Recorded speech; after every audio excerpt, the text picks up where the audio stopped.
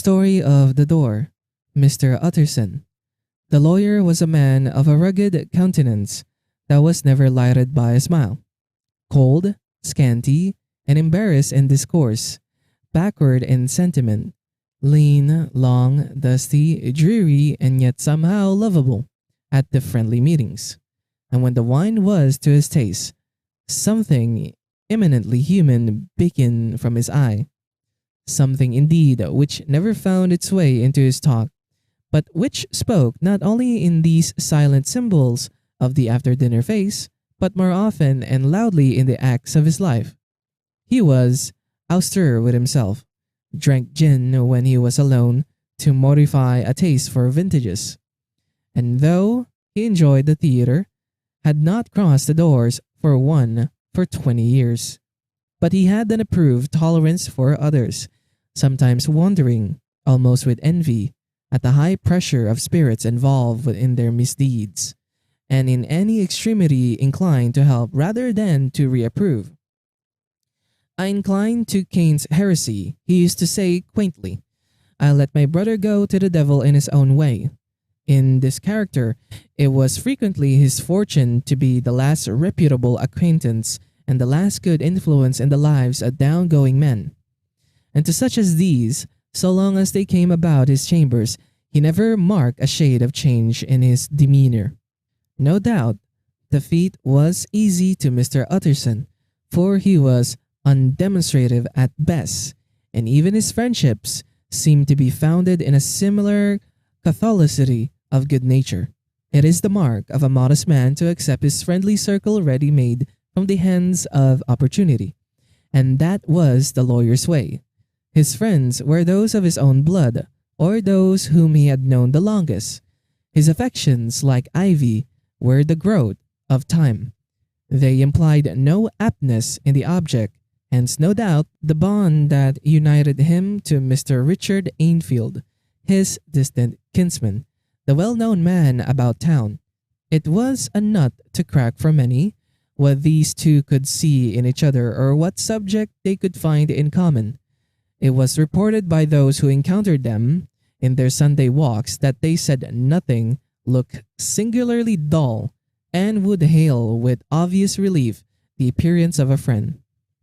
For all that, the two men put the greatest store by these exertions, counted them the chief jewel of each week, and not only set aside occasions of pleasure, but even resisted the calls of business, that they might enjoy them uninterrupted.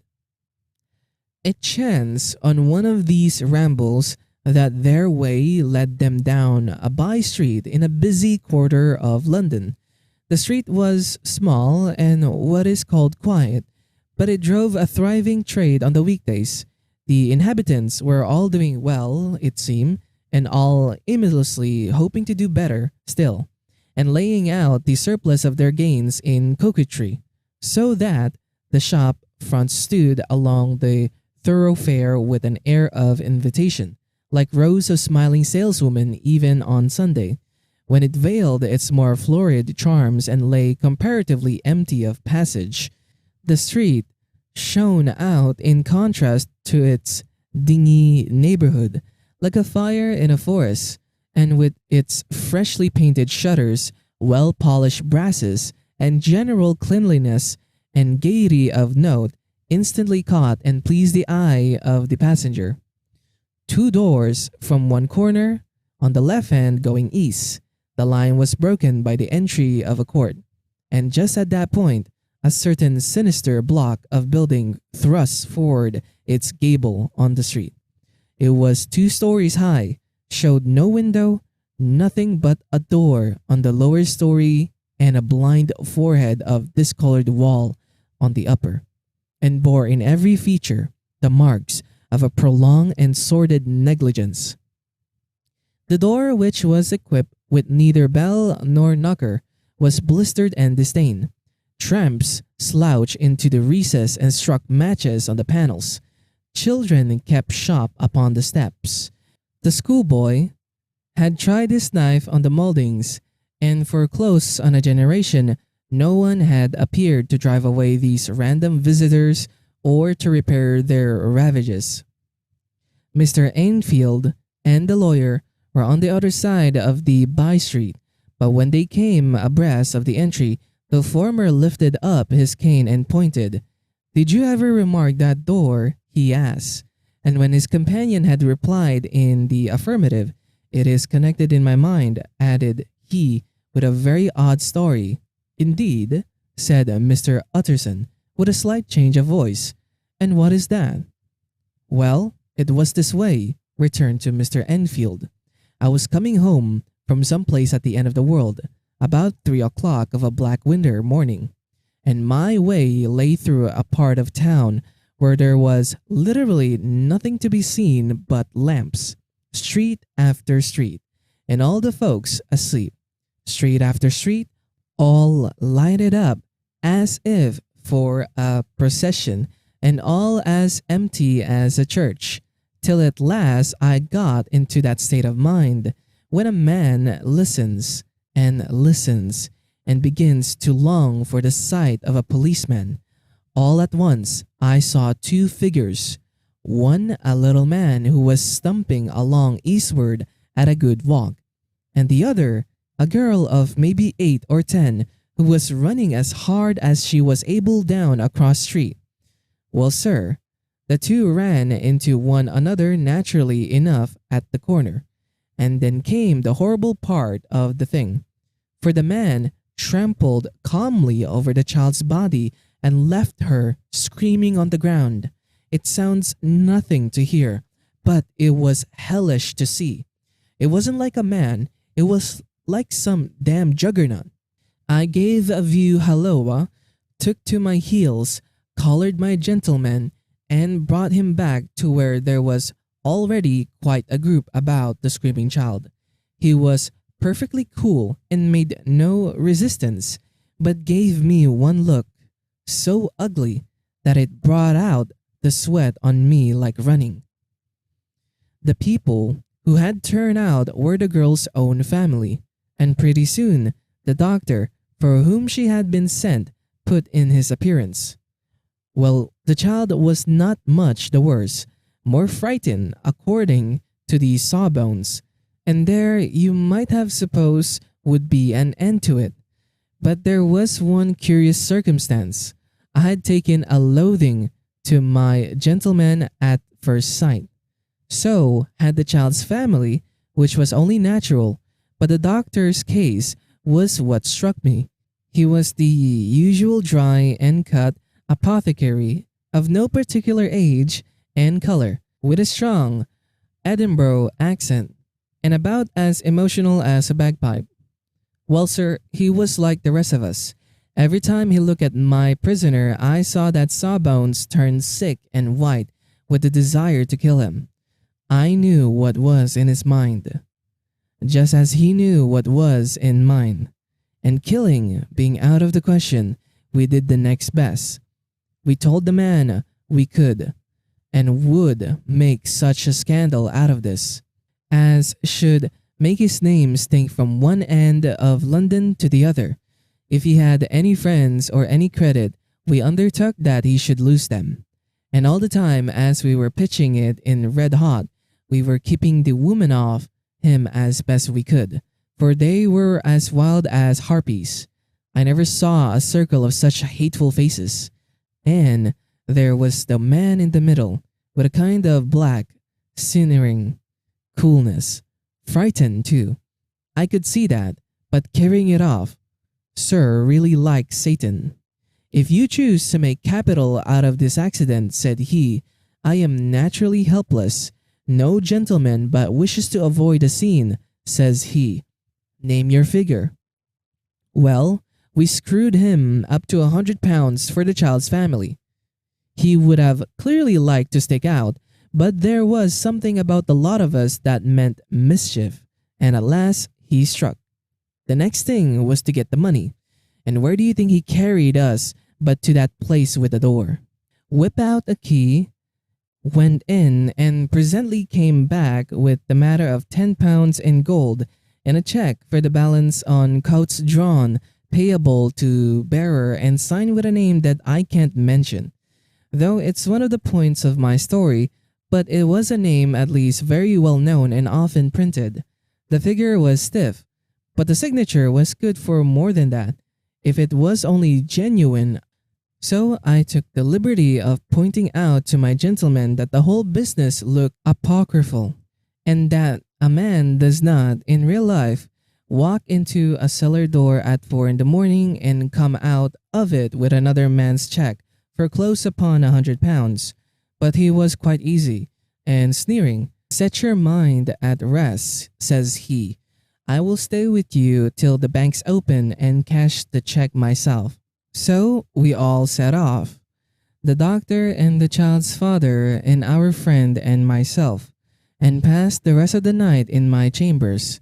And the next day, when we had breakfasted, went in a body to the bank. I gave in the check myself and said I had every reason to believe it was a forgery. Not a bit of it. The check was genuine. "Tut tut," said Mr. Utterson. "I see you feel as I do," said Mr. Ainfield. "Yes, it's a bad story, for my man was a fellow that nobody could have to do with, a really damnable man. And the person that drew the check is the very pink of the proprieties. Celebrated too, and, what makes it worse, one of your fellows who do what they call good. Blackmail, I suppose, an honest man paying through the nose for some of the capers of his youth. Blackmail House is what I call that place with the door. In consequence, though even that, you know, is far from explaining all," he added, and with the words fell into a vein of musing. From this, he was recalled by Mr. Utterson, asking rather suddenly, "And you don't know if the drawer of the check lives there?" "A likely place, isn't it?" returned Mr. Ainfield. "But I happen to have noticed his address. He lives in some square or other." "And you never asked about the place with the door?" said Mr. Utterson. "No, sir. I had a delicacy," was the reply. "I feel very strongly about putting questions. It partakes too much of the style of the day of judgment. You start a question and it's like starting a stone. You sit quietly on top of a hill and away the stone goes, starting others. And presently some bland old bird, the last you would have thought of, is knocked on the head in his own back garden, and the family have to change their name. No, sir. I make it a rule of mine. The more it looks like a queer street, the less I ask." "A very good rule too," said the lawyer. "But I have studied the place for myself," continued Mr. Ainfield. "It seems scarcely a house. There is no other door, and nobody goes in or out of that one. But once in a great while, the gentleman of my adventure, there are 3 windows looking on the court on the first floor. None below. The windows are always shut, but they are clean. And then there is a chimney which is generally smoking, so somebody must have lived there. And yet, it's not so sure, for the buildings are so packed together about that court that it's hard to say where one ends and another begins." The pair walked on again for a while in silence, and then Ainfield said, "Mr. Utterson, that's a good rule of yours." "Yes, I think it is," returned Ainfield. "But for all that," continued the lawyer, "there's one point I want to ask. I want to ask the name of that man who walked over the child." "Well," said Mr. Ainfield, "I can't see what harm it would do. It was a man of the name of Hyde." Said Mr. Utterson. "What sort of man is he to see?" "He is not easy to describe. There is something wrong with his appearance, something displeasing, something downright detestable. I never saw a man I so disliked. And yet I scarce know why. He must be deformed somewhere. He gives a strong feeling of deformity, although I couldn't specify the point. He's an extraordinary looking man, and yet I really can name nothing out of the way. No, sir, I can make no hand of it. I can't describe him, and it's not want of memory, for I declare I can see him this moment." Mr. Utterson again walked some way in silence, and obviously under a weight of consideration. "You are sure he used a key?" he inquired at last. "My dear sir," began Ainfield, surprised out of himself. "Yes, I know," said Utterson. "I know it must seem strange. The fact is, if I do not ask you the name of the other party, it is because I know it already. You see, Richard, your tale has gone home. If you have been inexact in any point, you had better correct it." "I think you might have warned me," returned the other with a touch of sullenness. "But I have been pedantically exact, as you call it. The fellow had a key, and what's more, he has it still. I saw him use it not a week ago." Mr. Utterson sighed deeply but said never a word, and the young man presently resumed. "Here is another lesson to say nothing," said he. "I am ashamed of my long tongue. Let us make a bargain never to refer to this again." "With all my heart," said the lawyer. "I shake hands on that." Part Richard 2. Search for Mr. Hyde.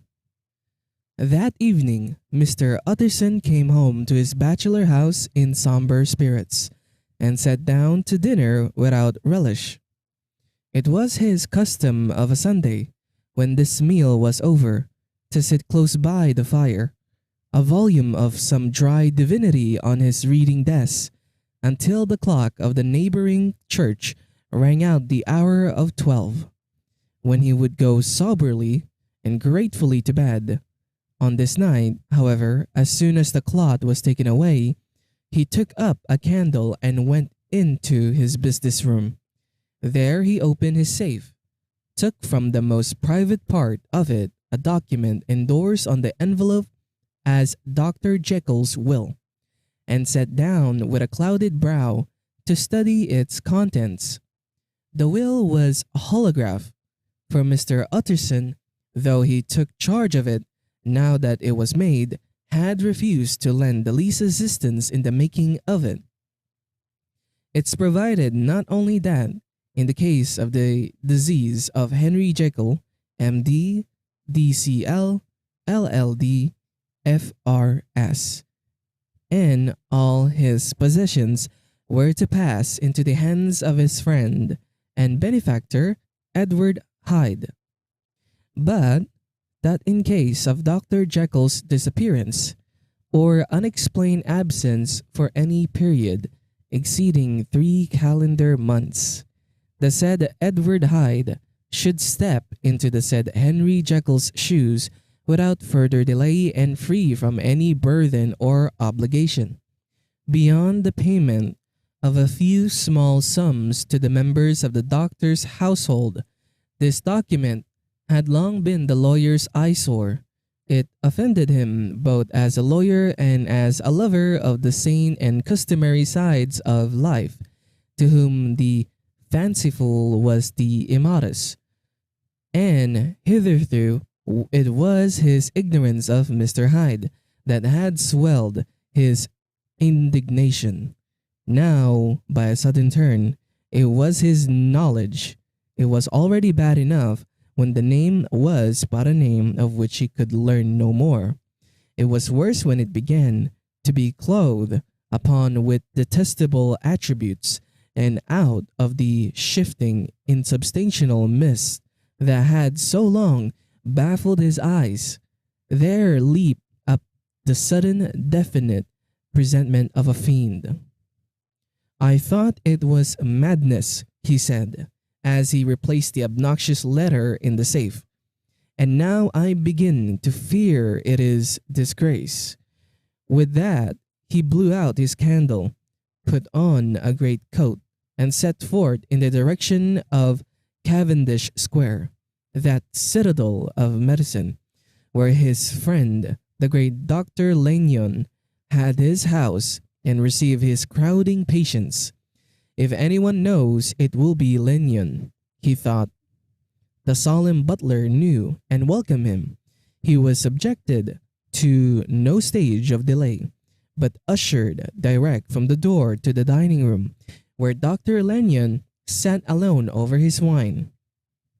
This was a hearty, healthy, dapper, red-faced gentleman with a shock of hair prematurely white and a boisterous and decided manner.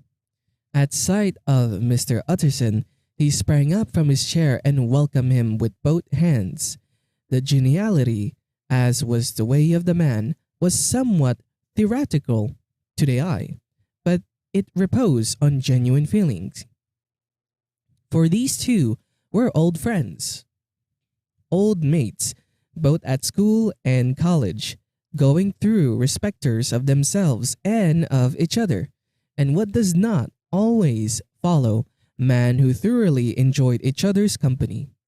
After a little rambling talk, the lawyer led up to the subject which so disagreeable preoccupied his mind. "I suppose, Lanyon," he said, "you and I must be the two oldest friend that Henry Jekyll has." "I wish the friends were younger," chuckled Dr. Lanyon, "but I suppose we are. And what of that?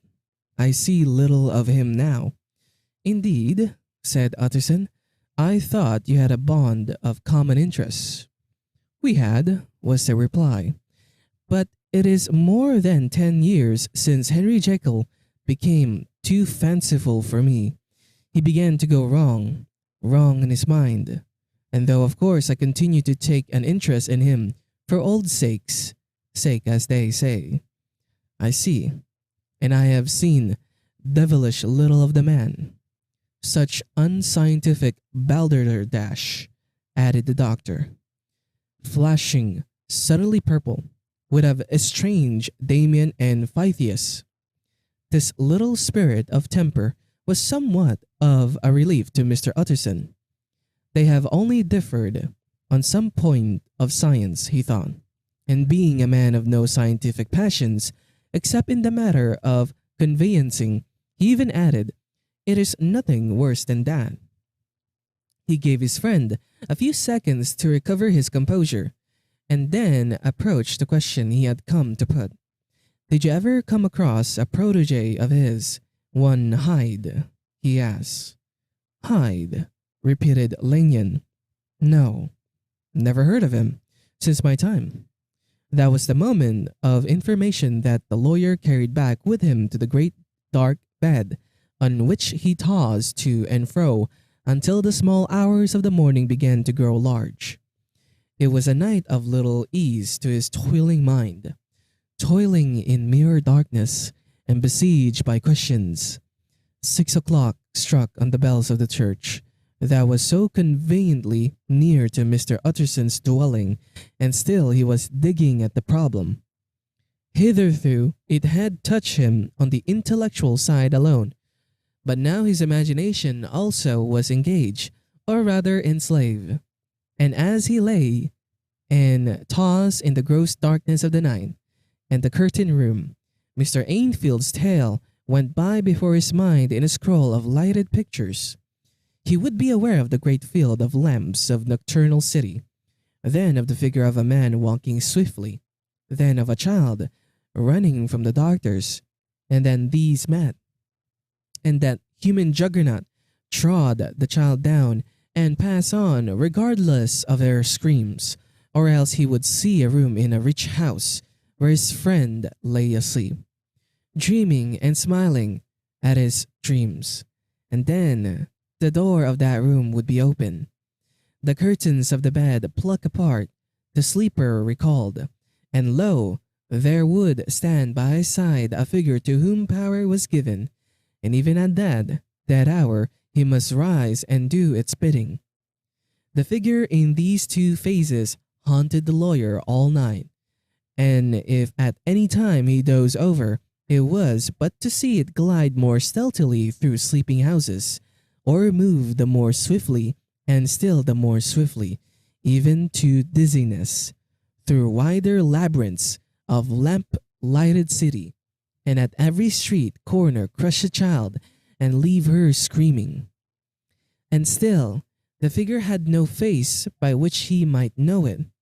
Even in his dreams, it had no face, or one that baffled him and melted before his eyes. And thus it was that there sprung up and grew apace in the lawyer's mind a singular, strong, almost inordinate curiosity to behold the features of the real Mr. Hyde.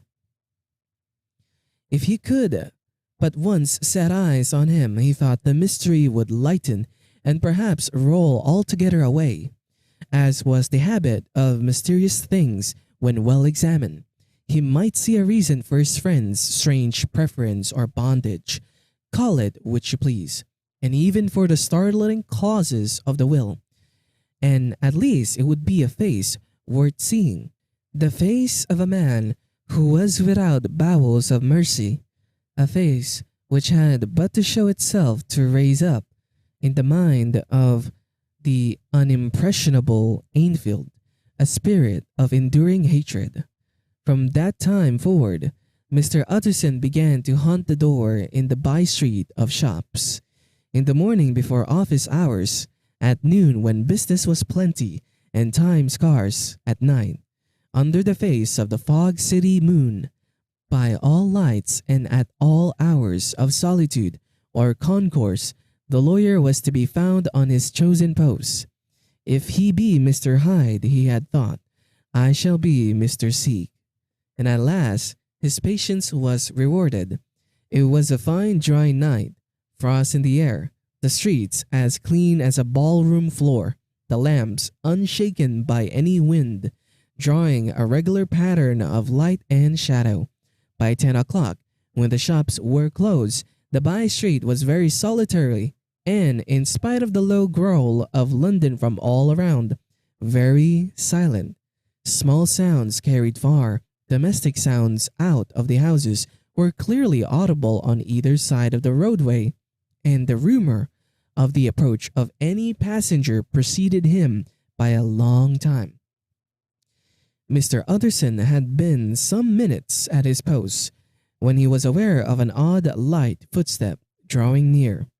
In the course of his nightly patrols, he had long grown accustomed to the quaint effect with which the footfalls of a single person, while he is still a great way off, suddenly spring out distinct from the vast hum and clatter of the city.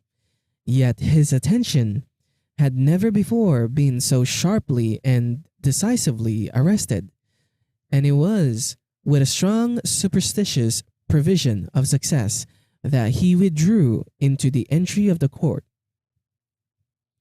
The steps drew swiftly nearer and swelled out suddenly louder as they turned the end of the street.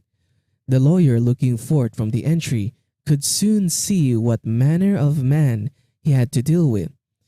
He was small and very plainly dressed, and the look of him, and even at that distance, went somehow strongly against the watcher's inclination. But he made straight for the door, crossing the roadway to save time, and as he came he drew a key from his pocket, like one approaching home. Mr. Utterson stepped out and touched him on the shoulder as he passed. Mr. Hyde, I think? Mr. Hyde shrank back with a hissing intake of the breath, but his fear was only momentary, and though he did not look the lawyer in the face, he answered coolly enough, That is my name. What do you want? I see you're going in, returned the lawyer. I am an old friend of Dr. Jekyll's, Mr. Utterson of Gaunt Street. You must have heard my name, and meeting you so conveniently, I thought you might admit me. You will not find Dr. Jekyll. He is from home, replied Mr. Hyde, blowing in the key, and then suddenly, but still without looking up, How did you know me? He asked. On your side, said Mr. Utterson. Will you do me a favor?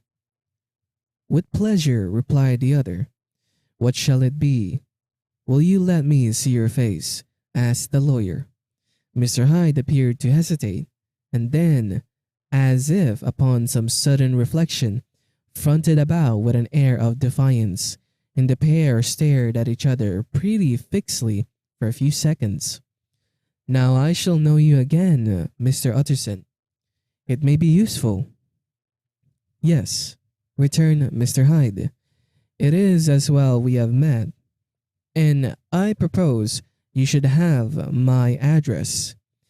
And he gave a number of a street in Soho. Good God, I thought Mr. Utterson. Can he too have been thinking of the will? But he kept his feelings to himself and only grunted in acknowledgement of the address. "And now," said the other, "how did you know me?" "By description," was the reply.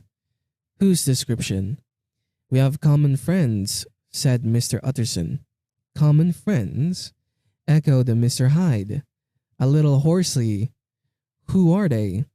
"Jekyll, for instance," said the lawyer. "He never told you," cried Mr. Hyde, with a flush of anger. "I did not think you would have lied." "Come," said Mr. Utterson, "that is not fitting language." The other snarled aloud into a savage laugh, and the next moment, with extraordinary quickness, he had unlocked the door and disappeared into the house. The lawyer stood awhile when Mr. Hyde had left him, the picture of disquietude. Then he began slowly to mount the street, pausing every step or two and putting his hand to his brow like a man in mental perplexity. The problem he was thus debating as he walked was one of the class that is rarely solved. Mr. Hyde was pale and dwarfish. He gave an impression of deformity without any nameable malformation. He had a displeasing smile. He had borne himself to the lawyer with a sort of murderous mixture of timidity and boldness, and he spoke with a husky, whispering, and somewhat broken voice. All these were points against him, but not all of these together could explain the hitherto unknown disgust, loathing, and fear with which Mr. Utterson regarded him. "There must be something else," said the perplexed gentleman. "There is something more, if I could find a name for it. God bless me. The man seems hardly human. Something troglodytic, shall we say? Or can it be the old story of Dr. Fell? Or is it the mere radiance of a foul soul that thus transpires through and transfigures its clay continent? The last, I think, for oh my poor old Harry Jekyll, if I ever read Satan's signature upon a face, it is on that of your new friend." Round the corner from the by-street, there was a square of ancient, handsome houses, now for the most part decayed from their high estate and left in flats and chambers to all sorts and conditions of men, map engravers, architects, shady lawyers, and the agents of obscure enterprises. One house, however, second from the corner, was still occupied entire, and at the door of this, which wore a great air of wealth and comfort, though it was now plunged in darkness, except for the fan light, Mr. Utterson stopped and knocked. A well-dressed elderly servant opened the door. "Is Dr. Jekyll at home, Poole?" asked the lawyer. "I will see Mr. Utterson," said Poole, admitting the visitor as he spoke into a large, low-roofed, comfortable hall, paved with flags, warm after the fashion of a country house by a bright, open fire, and furnished with costly cabinets of oak. "Will you wait here by the fire, sir? Or shall I give you a light in the dining room?" "Here, thank you," said the lawyer. And he drew near and leaned on the tall fender. This hall, in which he was now left alone, was a pet fancy of his friend the doctor's, and Utterson himself was wont to speak of it as the pleasantest room in London. But tonight there was a shudder in his blood. The face of Hyde sat heavy on his memory. He felt, what was rare with him, a nausea and distaste of life, and in the gloom of his spirits he seemed to read a menace in the flickering of the firelight on the polished cabinets and the uneasy starting of the shadow on the roof. He was ashamed of his relief when Poole presently returned to announce that Dr. Jekyll was gone out. "I saw Mr. Hyde go in by the old dissecting room door, Poole," he said. "Is that right? When Dr. Jekyll is from home?" "Quite right, Mr. Utterson, sir," replied the servant. "Mr. Hyde has a key." "Your master seems to repose a great deal of trust in that young man, Poole," resumed the other musingly. "Yes, sir, he do indeed," said Poole. "We have all orders to obey him." "I do not think I have ever met Mr. Hyde," asked Utterson. "Oh dear no, sir. He never dines here," replied the butler. "Indeed, we see very little of him on this side of the house. He mostly comes and goes by the laboratory." "Well, good night, Poole." "Good night, Mr. Utterson." And the lawyer set out homeward with a very heavy heart. "Poor Harry Jekyll," he thought. "My mind misgives me he is in deep waters. He was wild when he was young, a long while ago to be sure, but in the law of God there is no statute of limitations. It must be that. The ghost of some old sin, the cancer of some concealed disgrace, punishment coming, pedu clado, years after memory has forgotten and self-love condoned the fault." And the lawyer, scared by the thought, brooded a while on his own past, groping in all the corners of memory, lest by chance some jack-in-the-box of an old iniquity should leap to light there. His past was fairly blameless. Few men could read the rolls of their life with less apprehension, yet he was humbled to the dust by the many ill things he had done, and raised up again into a sober and fearful gratitude by the many that he had come so near to doing, yet avoided. And then, by a return on his former subject, he conceived a spark of hope.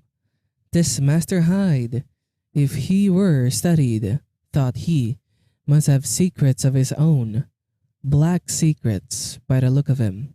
Secrets compared to which poor Jekyll worse would be like sunshine.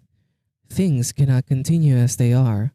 It turns me cold to think of this creature stealing like a thief to Harry's bedside. Poor Harry! What awakening! And the danger of it.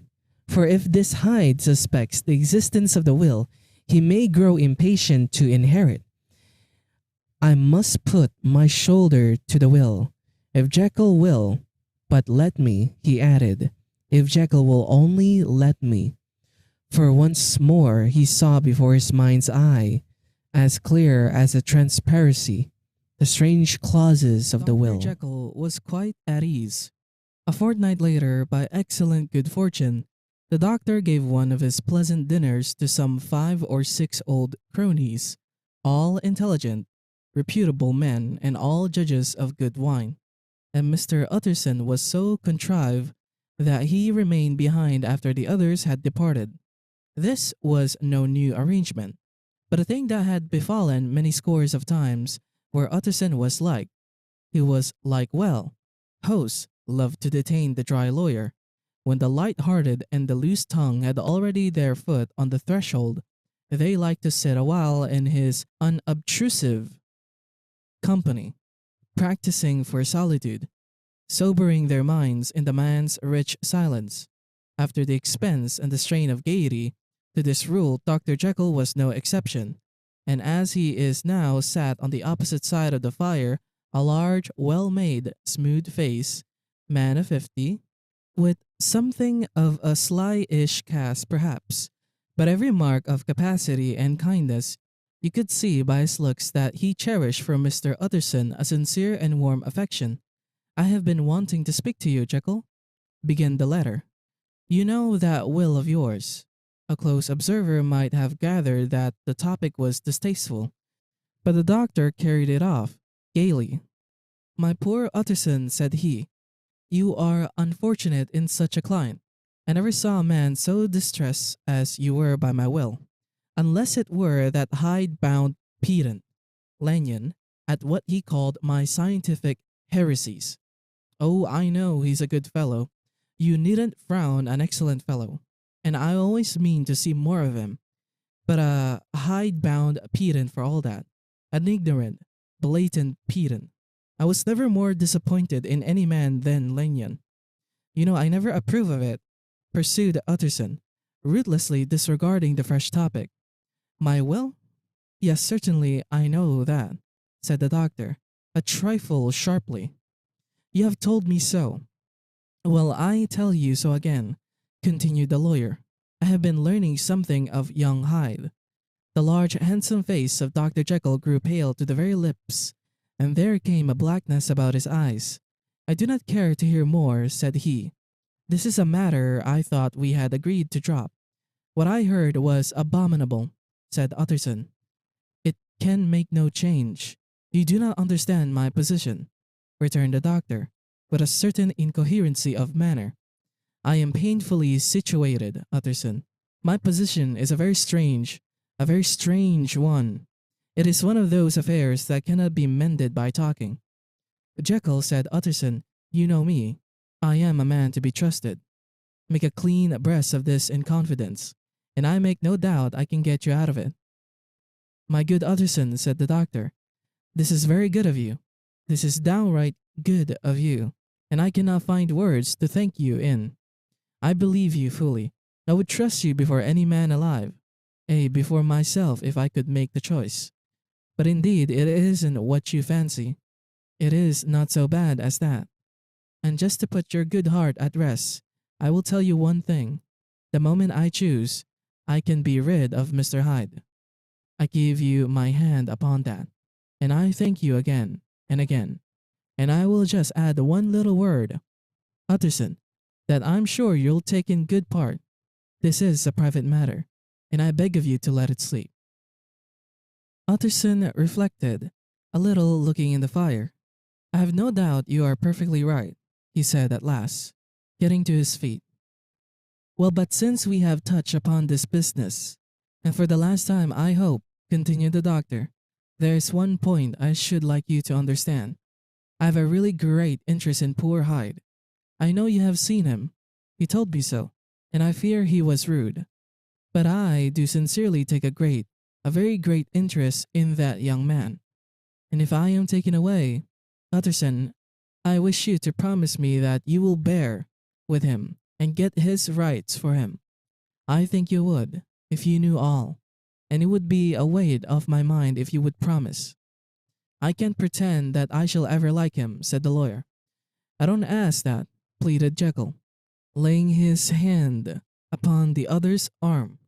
"I only ask for justice. I only ask you to help him for my sake, when I am no longer here." Utterson heaved an irrepressible sigh. "Well," said he, "I promise." Nearly a year later, in the month of October 18, London was startled by a crime of singular ferocity and rendered all the more notable by the high position of the victim. The details were few and startling. A maid servant living alone in a house not far from the river had gone upstairs to bed about 11. Although a fog rolled over the city in the small hours, the early part of the night was cloudless, and the lane, which the maid's window overlooked, was brilliantly lit by the full moon. It seems she was romantically given, for she sat down upon her box, which stood immediately under the window, and fell into a dream of musing. Never, she used to say with streaming tears when she narrated that experience, never had she felt more at peace with all men, or thought more kindly of the world. And as she so sat, she became aware of an aged and beautiful gentleman with white hair, drawing near along the lane, and advancing to meet him. Another and a very small gentleman, to whom at first she paid less attention. When they had come within speech, which was just under the maid's eyes, The older man bowed and accosted the other with a very pretty manner of politeness. It did not seem as if the subject of his address were of great importance. Indeed, from his pointing, it sometimes appeared as if he were only inquiring his way. But the moon shone on his face as he spoke, and the girl was pleased to watch it. It seemed to breathe such an innocent and old-world kindness of disposition. It was something high too, as of a well-founded self-content. Presently her eye wandered to the other, and she was surprised to recognize in him a certain Mr. Hyde, who had once visited her master and for whom she had conceived a dislike. He had in his hand a heavy cane, with which he was trifling, but he answered never a word, and seemed to listen with an ill-contained impatience. And then all of a sudden he broke out in a great flame of anger, stamping his foot, brandishing the cane, and carrying on, as they may describe it, like a madman. The gentleman took a step back, with the air of one very much surprised and trifle hurt, and at that, Mr. Hyde broke out of all bounds and clubbed him to the earth, and the next moment, with ape-like fury, he was trampling his victim underfoot, and hailing down a storm of blows, under which the bones were audibly shattered, and the body jumped upon the roadway. At the horror of these sights and sounds, the maid fainted. It was 2 o'clock when she came to herself and called for the police. The murderer was gone long ago, but there lay his victim in the middle of the lane, incredibly mangled. The stick with which the deed had been done, although it was of some rare and very tough and heavy wood, had broken in the middle under the stress of this insensate cruelty, and one splintered half had rolled in the neighboring gutter. The other, without a doubt, had been carried away by the murderer. A purse and a gold watch were found upon the victim, but no cards or papers, except a sealed and stamped envelope, which he had been probably carrying to the post, and which bore the name and address of Mr. Utterson. This was brought to the lawyer the next morning, before he was out of bed, and he had no sooner seen it, and been told the circumstances, than he shot out a solemn lip. "I shall say nothing till I have seen the body," said he. "This may be very serious. Have the kindness to wait while I dress."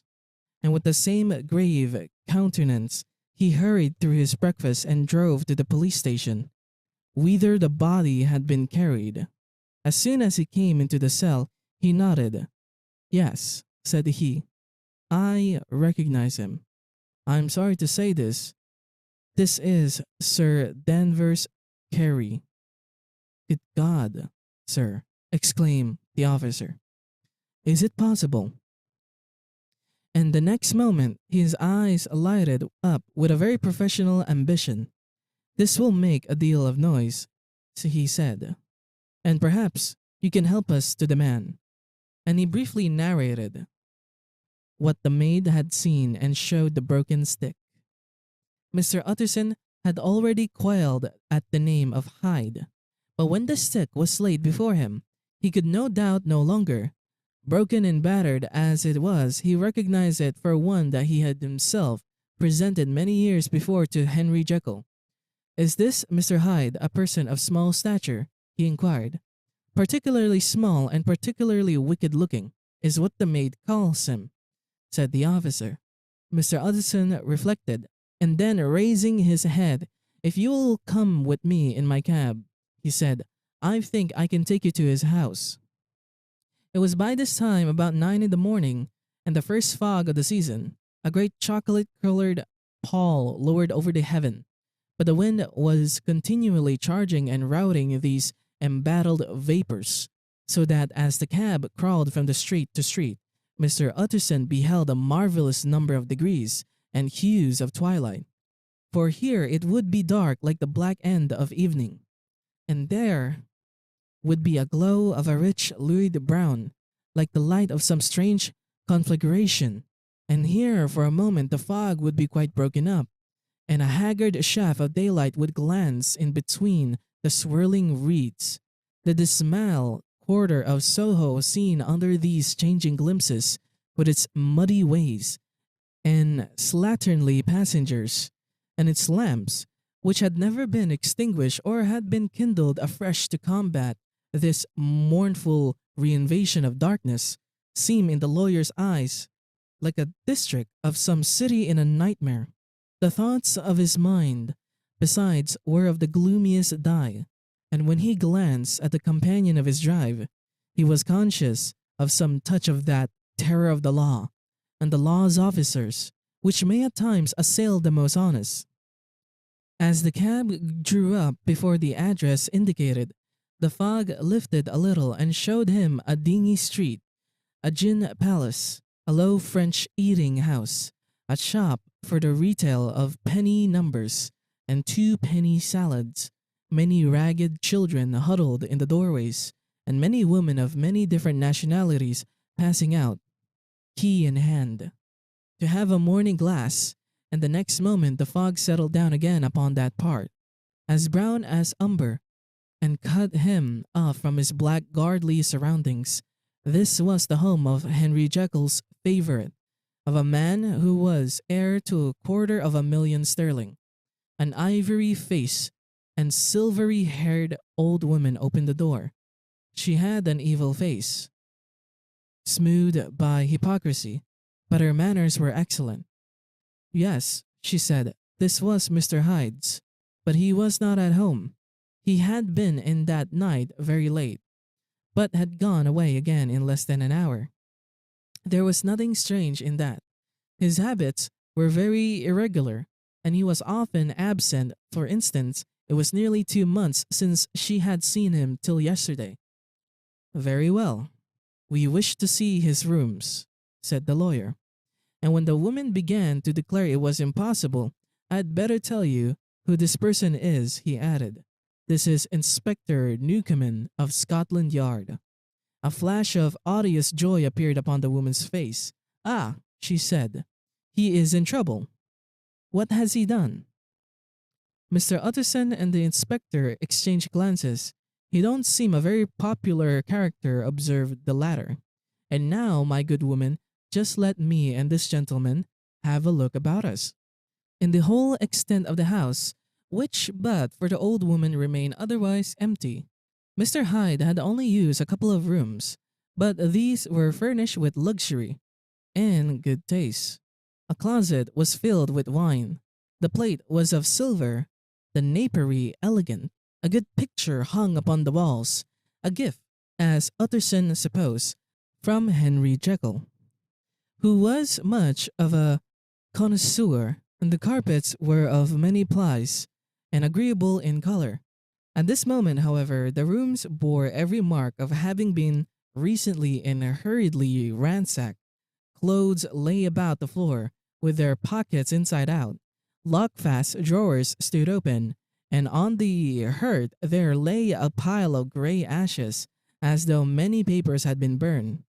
From these embers the inspector disinterred the butt end of a green cheque-book, which had resisted the action of the fire. The other half of the stick was found behind the door, and as this clinched his suspicions, the officer declared himself delighted. A visit to the bank, where several £1,000s were found to be laying to the murderer's credit, completed his gratification. You may depend upon it, sir, he told Mr. Utterson, I have him in my hand. He must have lost his head, or he never would have left the stick, or above all, burn the checkbook. Why? Money's life to the man. We have nothing to do but wait for him at the bank and get out the handbills. This last, however, was not so easy of accomplishment, for Mr. Hyde had numbered a few familiars. Even the masters of the servant maid had only seen him twice. His family could nowhere be traced. He had never been photographed, and the few who could describe him differed widely, as common observers will. Only on one point were they agreed, and that was the haunting sense of unexpressed deformity with which the fugitive impresses beholders. Incident of the letter.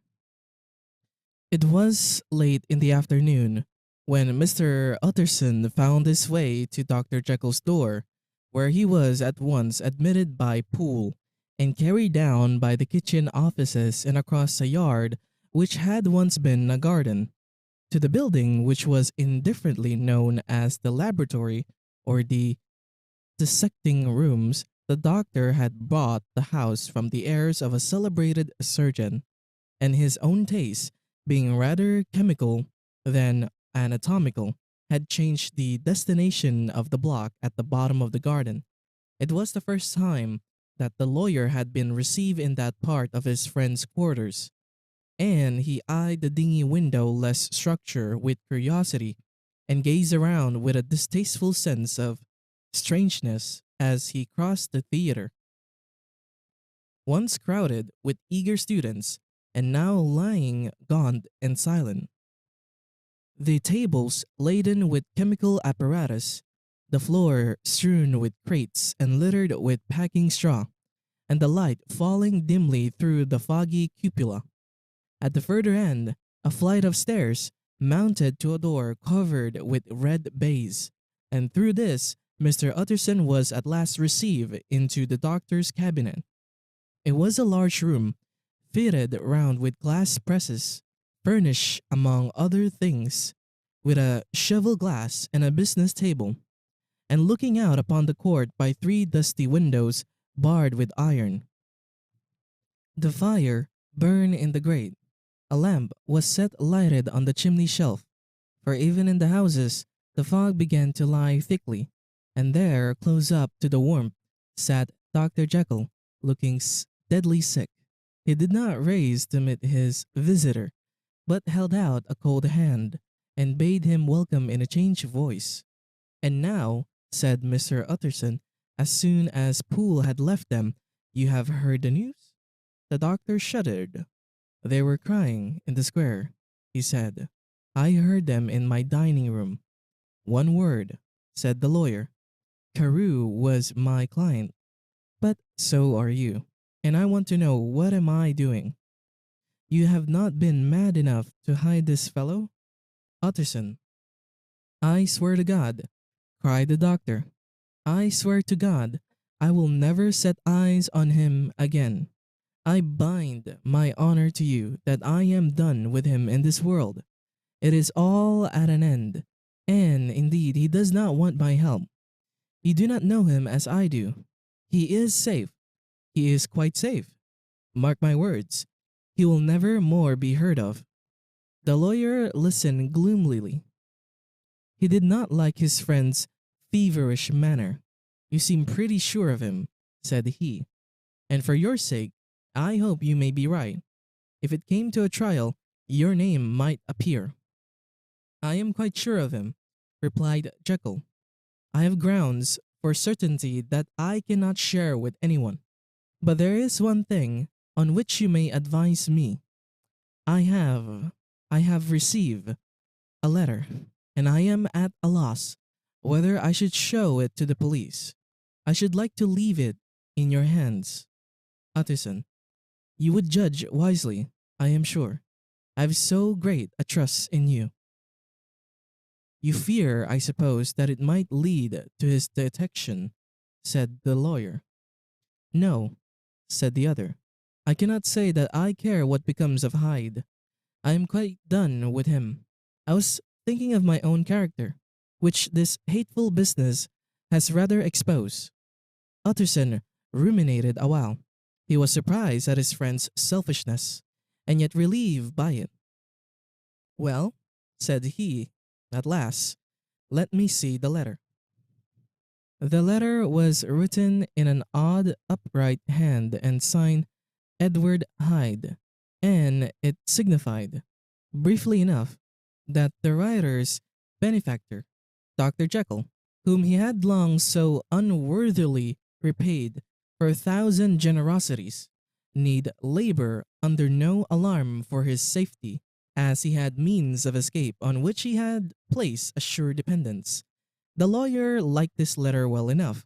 It put a better color on the intimacy than he had looked for, and he blamed himself for some of his past suspicions. Have you the envelope? He asked.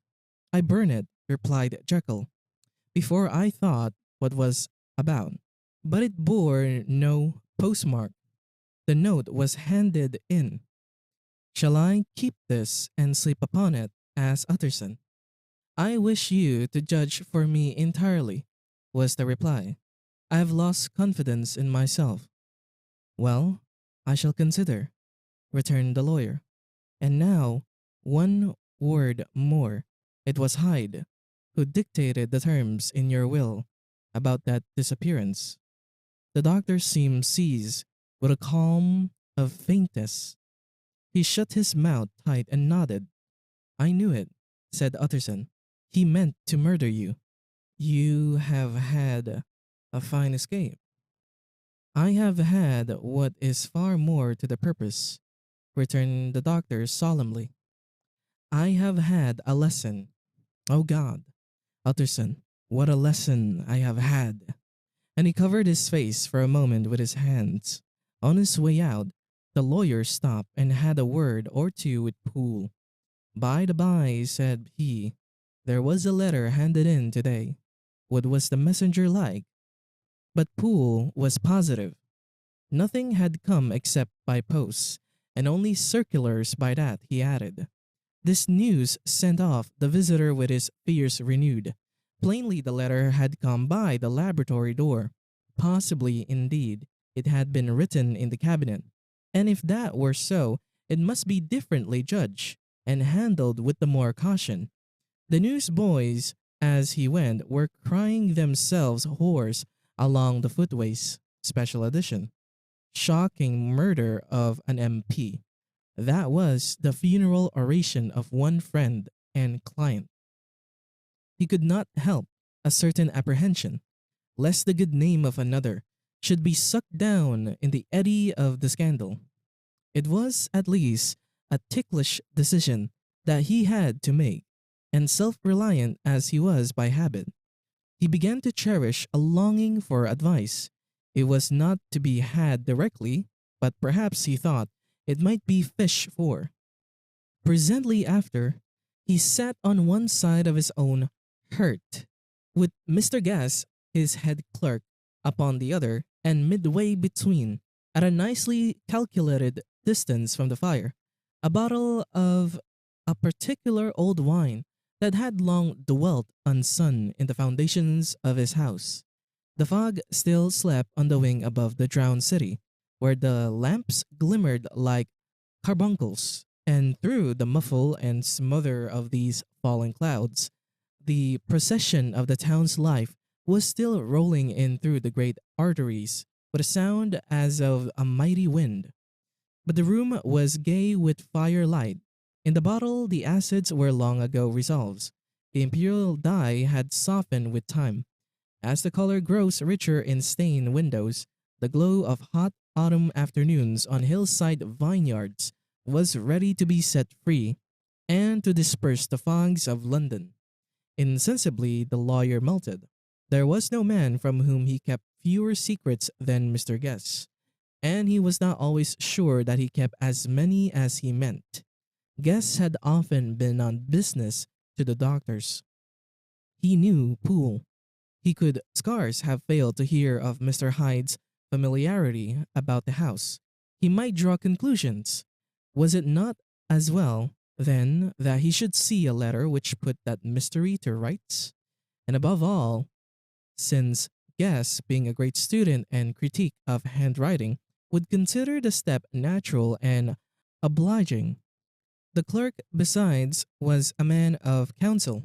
He would scarce read so strange a document without dropping a remark, and by that remark Mr. Utterson might shape his future course. This is a sad business about Sir Danvers, he said. Yes, sir, indeed.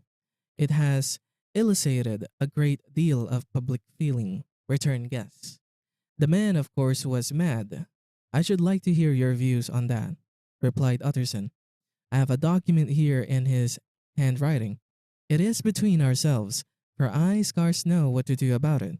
It is an ugly business at best, But there it is, quite in your way, a murderous autograph. Guest's eyes brightened, and he sat down at once and studied it with passion. No, sir, he said, not mad. But it is an odd hand. And by all accounts, a very odd writer, added the lawyer. Just then, the servant entered with a note. Is that from Dr. Jekyll, sir? Inquired the clerk. I thought I knew the writing. Anything private, Mr. Utterson. Only an invitation to dinner. Why? Do you want to see it? One moment. I thank you, sir. And the clerk laid the two sheets of paper alongside and sedulously compared their contents. Thank you, sir, he said at last, returning both. It's a very interesting autograph. There was a pause, during which Mr. Utterson struggled with himself. Why did you compare them, Guess? He inquired suddenly. Well, sir, returned the clerk, there's a rather singular resemblance. The two hands are in many points identical, only differently sloped. Rather quaint, said Utterson. It is, as you say, rather quaint, returned Guess. I wouldn't speak of this note, you know, said the master. No, sir, said the clerk. I understand. But no sooner was Mr. Utterson alone that night than he locked the note in his safe, where it reposed from that time forward. What? He thought. Henry Jekyll forged for a murderer, and his blood ran cold in his veins. The remarkable incident of Dr. Lanyon. Time ran on. Thousands of pounds were offered in reward for the death of Sir Danvers, was resented as a public injury. But Mr. Hyde had disappeared out of the ken of the police as though he had never existed. Much of his past was unearthed. Indeed, and all disreputable tales came out of the man's cruelty, at once so callous and violent, of his vile life, of his strange associates, of the hatred that seemed to have surrounded his career, but of his present whereabouts not a whisper. From the time he had left the house in Soho on the morning of the murder, he was simply blotted out, and gradually as time drew on, Mr. Utterson began to recover from the hotness of his alarm, and to grow more at quiet with himself. The death of Sir Danvers was, to his way of thinking, more than paid for by the disappearance of Mr. Hyde. Now that the evil influence had been withdrawn, a new life began for Dr. Jekyll. He came out of his seclusion, renewed relations with his friends, became once more their familiar guest and entertainer, and whilst he had always been known for charities, he was now no less distinguished for religion. He was busy, he was much in the open air, he did good. His face seemed to open and brighten, as if with an inward consciousness of service, and for more than 2 months the doctor was at peace. On the 8th of January, Utterson had dined at the doctor's with a small party. Lanyon had been there, and the face of the host had looked from one to the other, as in the old days when the trio were inseparable friends. On the 12th, and again on the 14th, the door was shut against the lawyer. The doctor was confined to the house, Poole said, and saw no one. On the 18th he tried again, and was again refused, and having now been used for the last 2 months to see his friend. Almost daily he found his return of solitude to weigh upon his spirits. The 5th night he had in guests to dine with him, and the 6th he betook himself to Dr. Lanyon's. There at least he was not denied admittance, but when he came in he was shocked at the change which had taken place in the doctor's appearance. He had his death warrant written legibly upon his face. The rosy man had grown pale, his flesh had fallen away, he was visibly bolder and older, and yet it was not so much these tokens of a swift physical decay that arrested the lawyer's notice, as a look in the eye and quality of manner that seemed to testify to some deep-seated terror of the mind. It was unlikely that the doctor should fear death, And yet, that was what Utterson was tempted to suspect. Yes, he thought, he is a doctor, he must know his own state, and that his days are counted. And the knowledge is more than he can bear. And yet, when Utterson remarked on his ill looks, it was with an air of great firmness that Lanyon declared himself a doomed man. I have had a shock, he said, and I shall never recover. It is a question of weeks. Well, life has been pleasant. I like it. Yes, sir, I used to like it.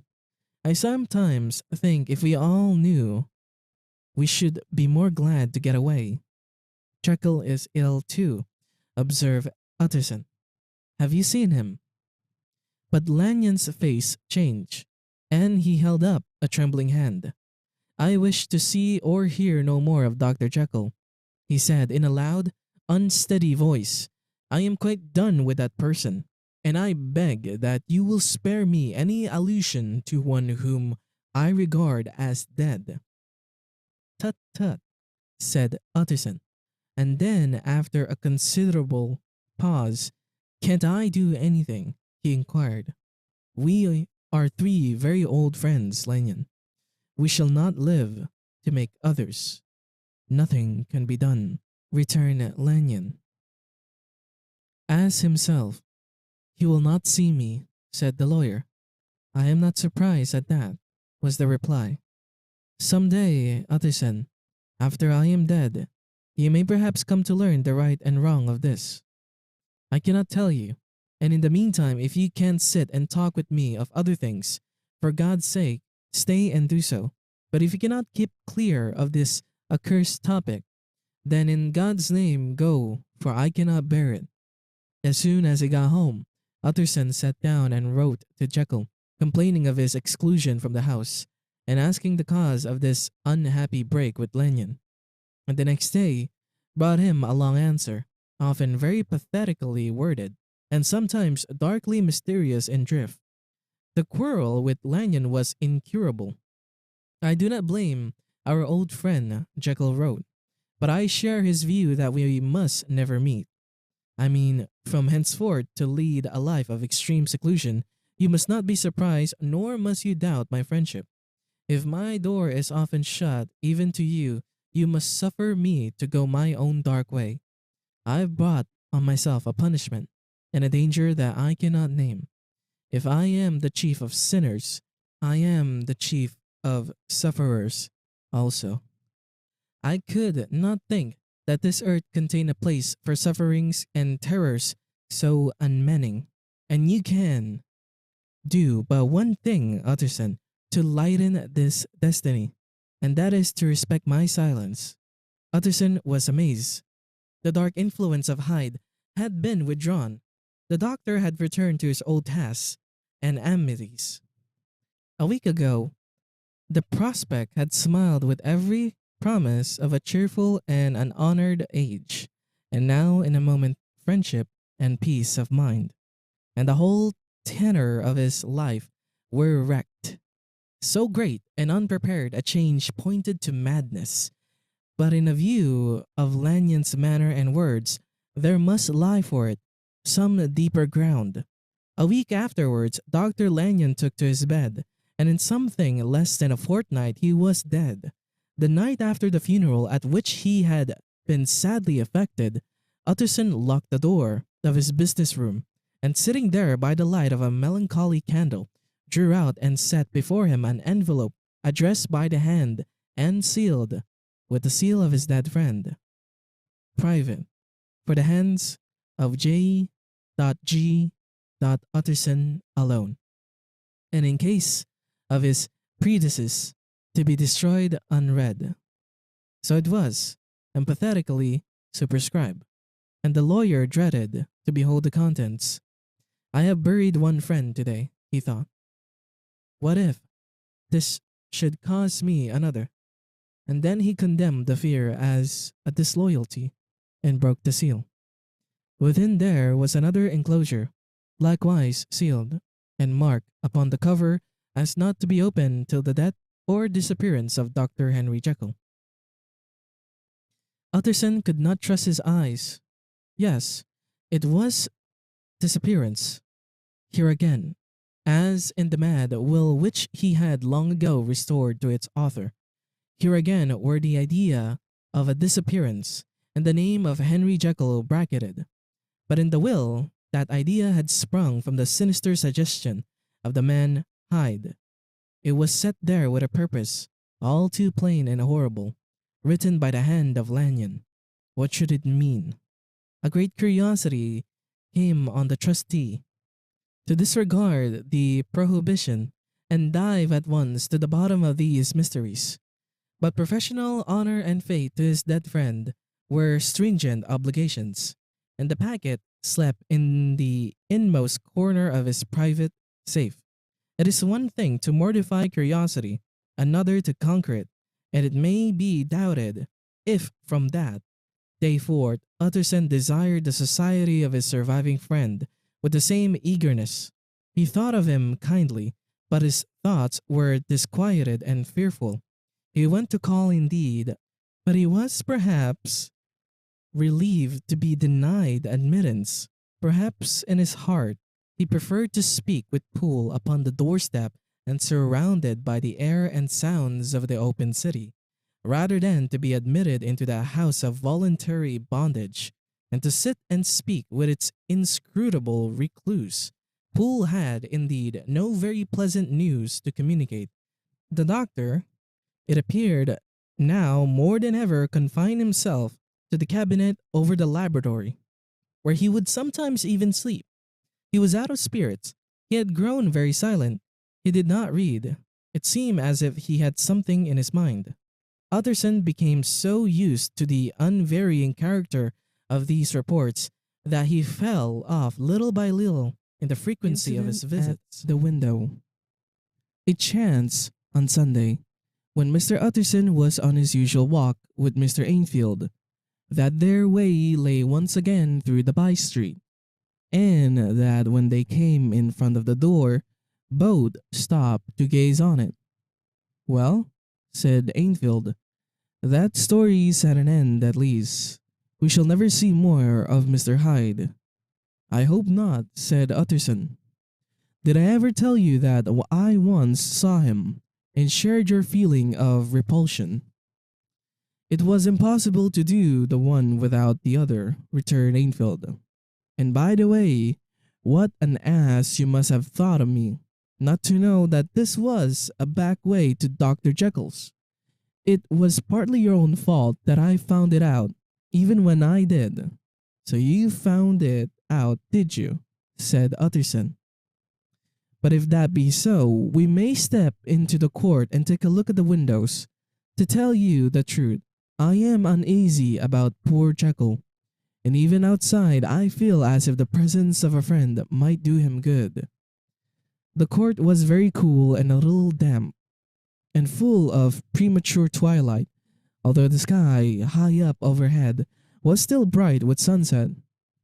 The middle one of the three windows was halfway open, and sitting close beside it, taking the air with an infinite sadness of mien, like some disconsolate prisoner, Utterson saw Dr. Jekyll. "What? Jekyll!" he cried.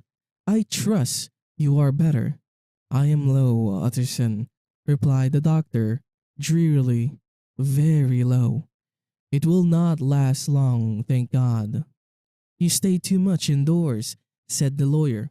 "You should be out, whipping up the circulation like Mr. Ainfield and me.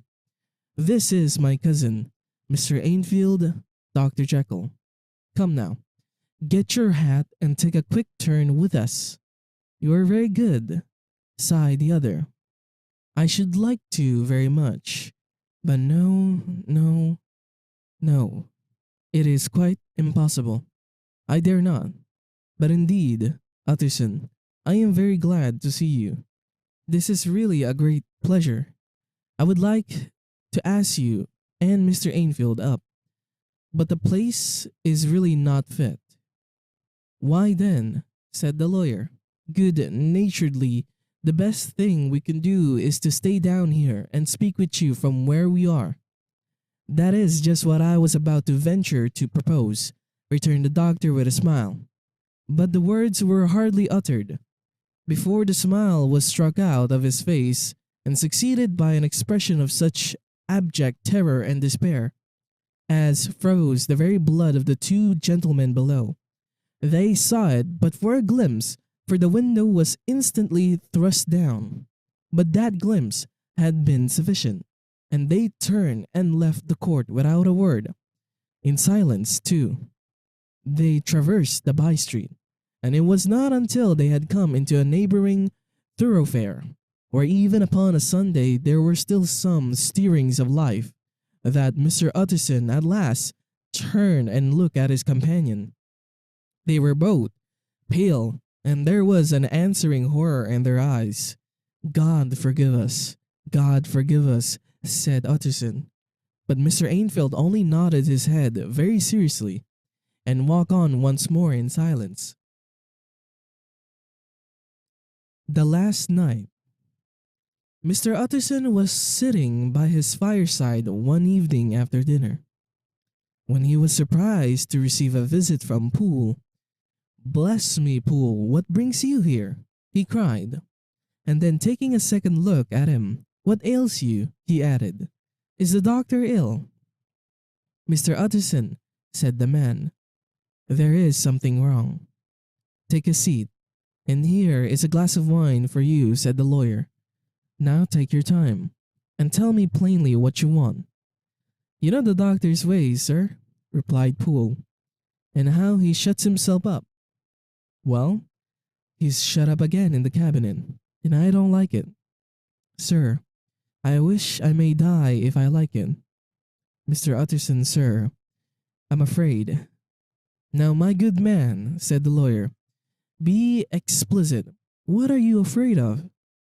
"I have been afraid for about a week," returned Poole, doggedly disregarding the question, "and I can bear it no more."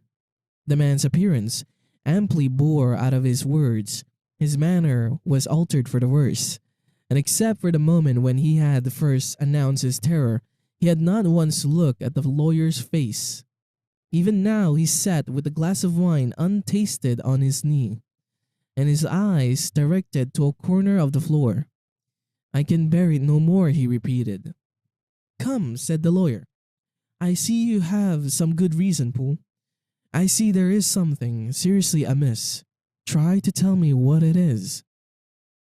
"I think there's been foul play," said Poole, hoarsely. "Foul play!" cried the lawyer, a good deal frightened and rather inclined to be irritated in the consequence. "What foul play? What does that man mean?" "I daren't say, sir," was the answer. "But will you come along with me and see for yourself?" Mr. Utterson's only answer was to rise and get his hat and great coat, but he observed with wonder the greatness of the relief that appeared upon the butler's face, and perhaps with no less that the wine was still untasted when he set it down to follow. It was a wild, cold, seasonable night of March, with a pale moon laying on her back as though the wind had tilted her, and a flying rack of the most diaphanous and lawny texture. The wind made talking difficult, and flecked the blood into the face. It seemed to have swept the streets unusually bare of passengers. Besides, for Mr. Utterson thought he had never seen that part of London so deserted. He could have wished it otherwise. Never in his life had he been conscious of so sharp a wish to see and touch his fellow creatures. For struggles as he might, there was borne in upon his mind a crushing anticipation of calamity.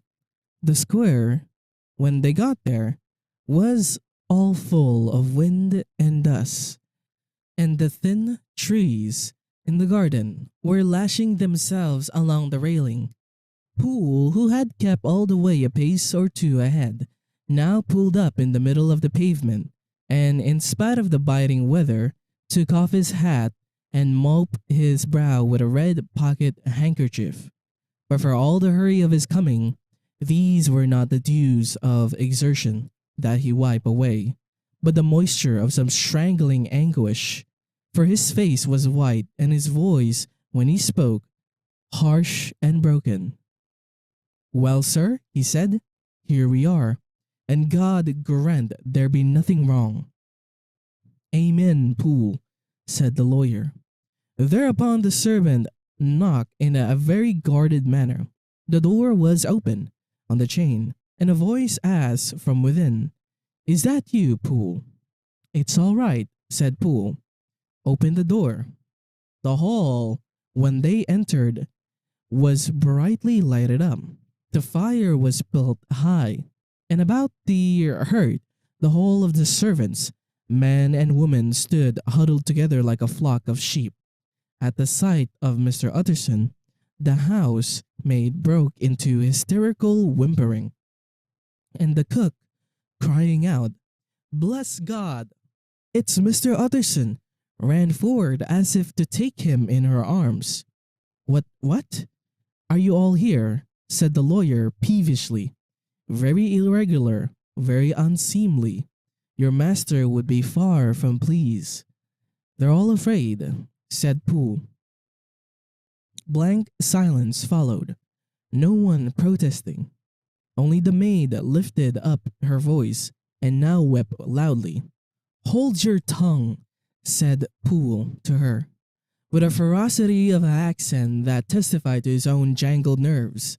And indeed, when the girl had so suddenly raised the note of her lamentation, they had all started and turned towards the inner door with faces of dreadful expectation.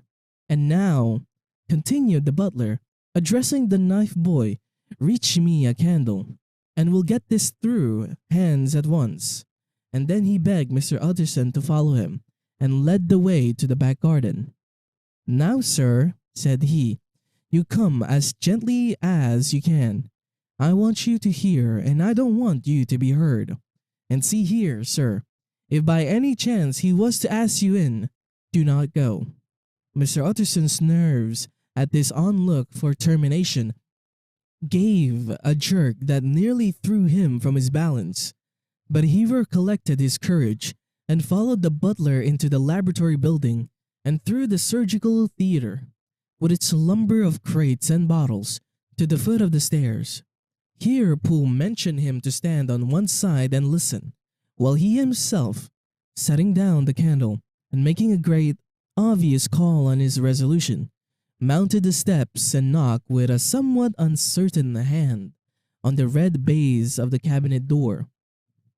"Mr. Utterson, sir, asking to see you," he called, and even as he did so, once more violently signed to the lawyer to give ear. A voice answered from within. "Tell him I cannot see anyone," it said complainingly. "Thank you, sir," said Poole, with a note of something like a triumph in his voice, and taking up his candle, he led Mr. Utterson back across the yard and into the great kitchen, where the fire was out and the beetles were leaping on the floor. "Sir," he said, looking Mr. Utterson in the eyes, "was that my master's voice?" "It seemed much changed," replied the lawyer, very pale, but giving look for look. "Change? Well, yes, I think so," said the butler. "Have I been 20 years in this man's house to be deceived about his voice? No, sir. Master's made away with. He was made away with 8 days ago, when we heard him cry out upon the name of God. And who's in there instead of him? And why it stays there is a thing that cries to heaven, Mr. Utterson. This is a very strange tale, Poole. This is rather a wild tale, my man," said Utterson, biting his finger. "Suppose it were as you suppose.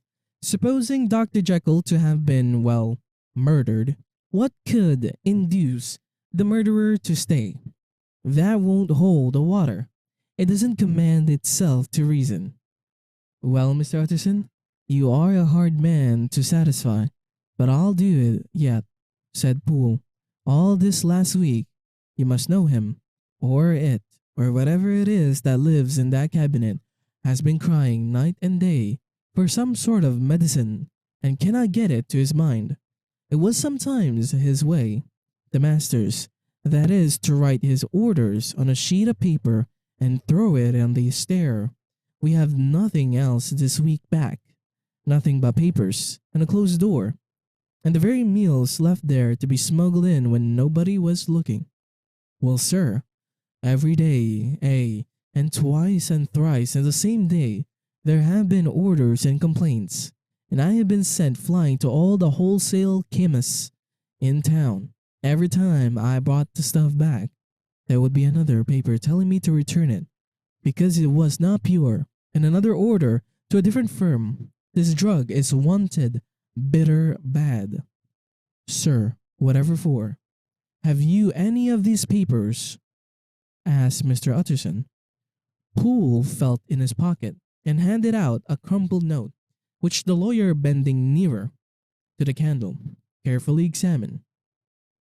Its contents ran thus: Dr. Jekyll presents his compliments to Messrs. Ma. He assures them that their last sample is impure and is quite useless for his present purpose.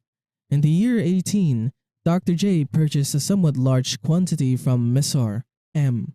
He now begs them to search with the most sedulous care, and should any of the same quality be left, to forward it to him at once.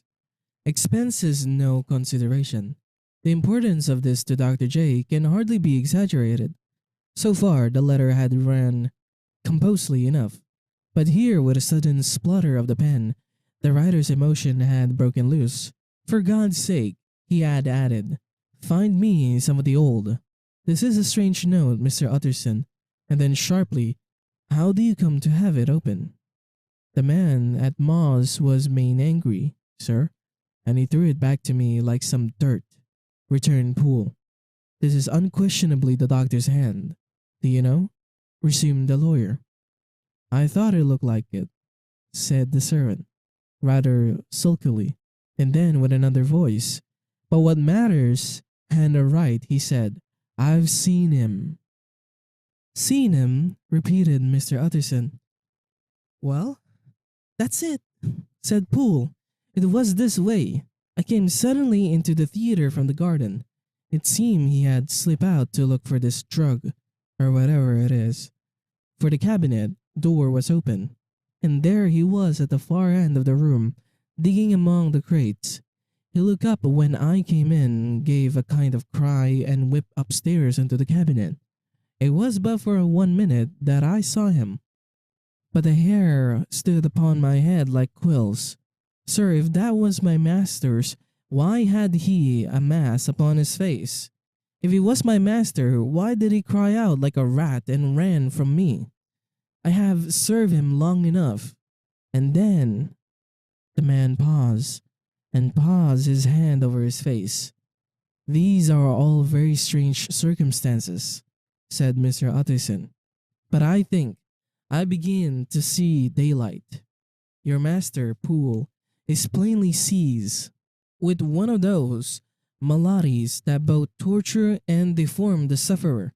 Hence, for aught I know, the alteration of his voice, hence the mask and his avoidance of his friends, hence his eagerness to find his drugs, by means of which the poor soul retains some hope of ultimate recovery. God grant that he be not deceived. There is my explanation. It is sad enough, Poole, and appalling to consider, but it is plain and natural, hangs well together, and deliver us from all exorbitant alarms. Sir, said the butler, turning to a sort of mottled pallor, the thing was not my master, and there's the truth. My master, here, he looked around him and began to whisper, is a tall, fine build of a man, and this was more of a dwarf. Utterson attempted to protest. Oh, sir, cried Poole, do you think I do not know my master after 20 years?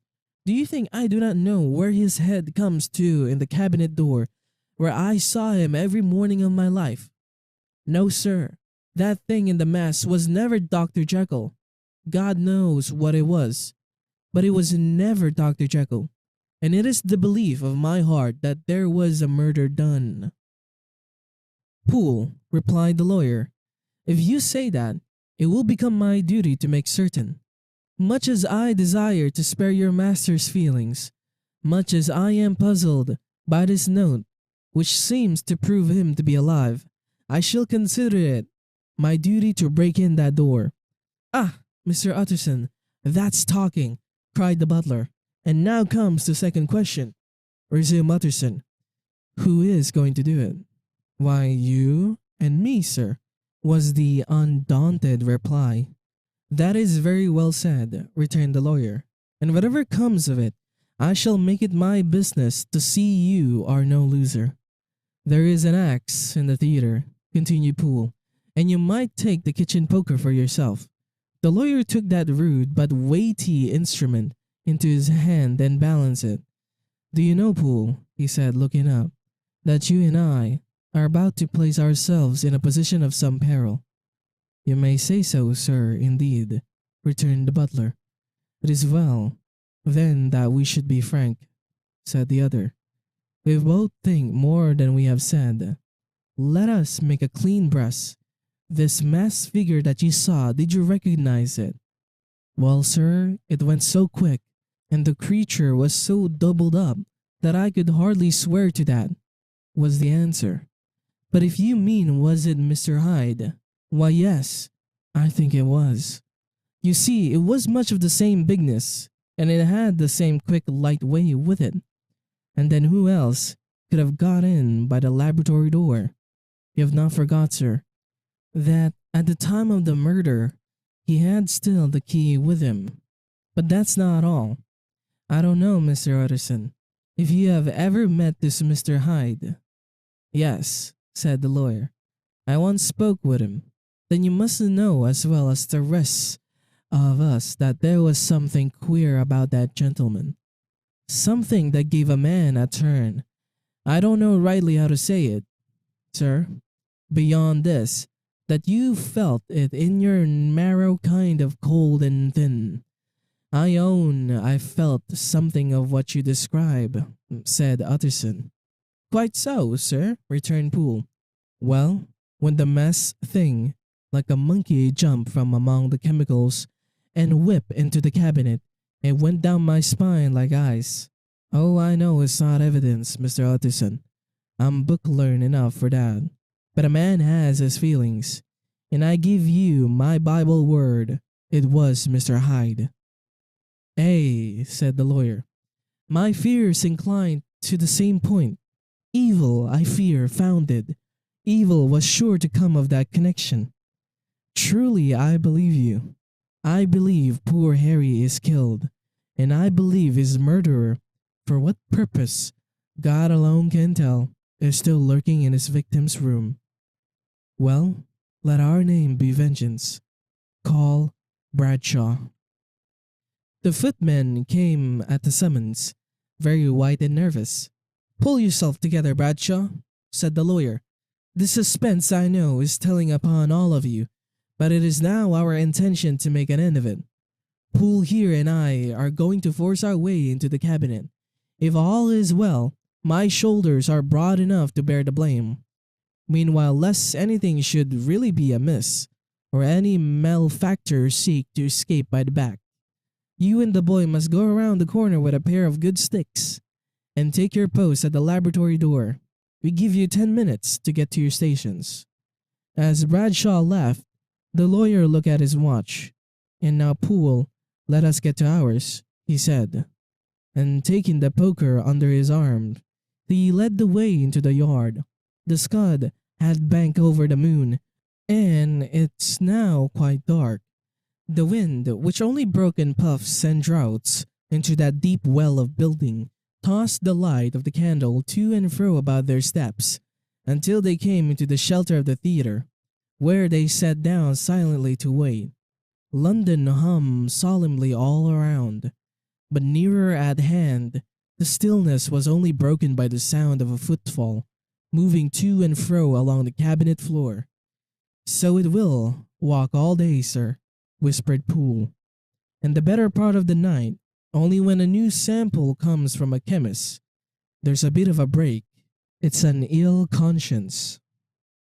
That's such an enemy to arrest. Sir, there's blood, foully shed in every step of it. But hark again a little closer. Put your heart in your ears, Mr. Utterson, and tell me, is that the doctor's foot? The steps fell lightly and oddly, with a certain swing.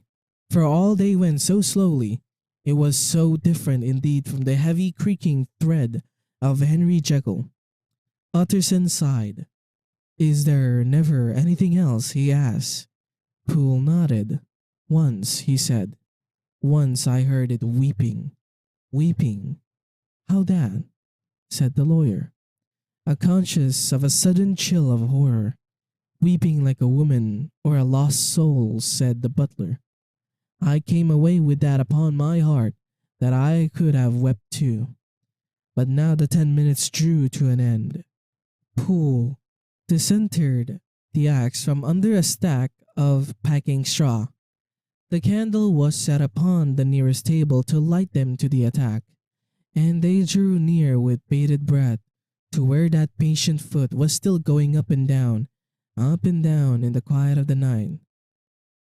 Jekyll, cried Utterson, with a loud voice, I demand to see you. He paused for a moment, but there came no reply. I give you fair warning. Our suspicions are aroused, and I must and shall see you, he resumed. If not by fair means, then by foul. If not of your consent, then by brute force.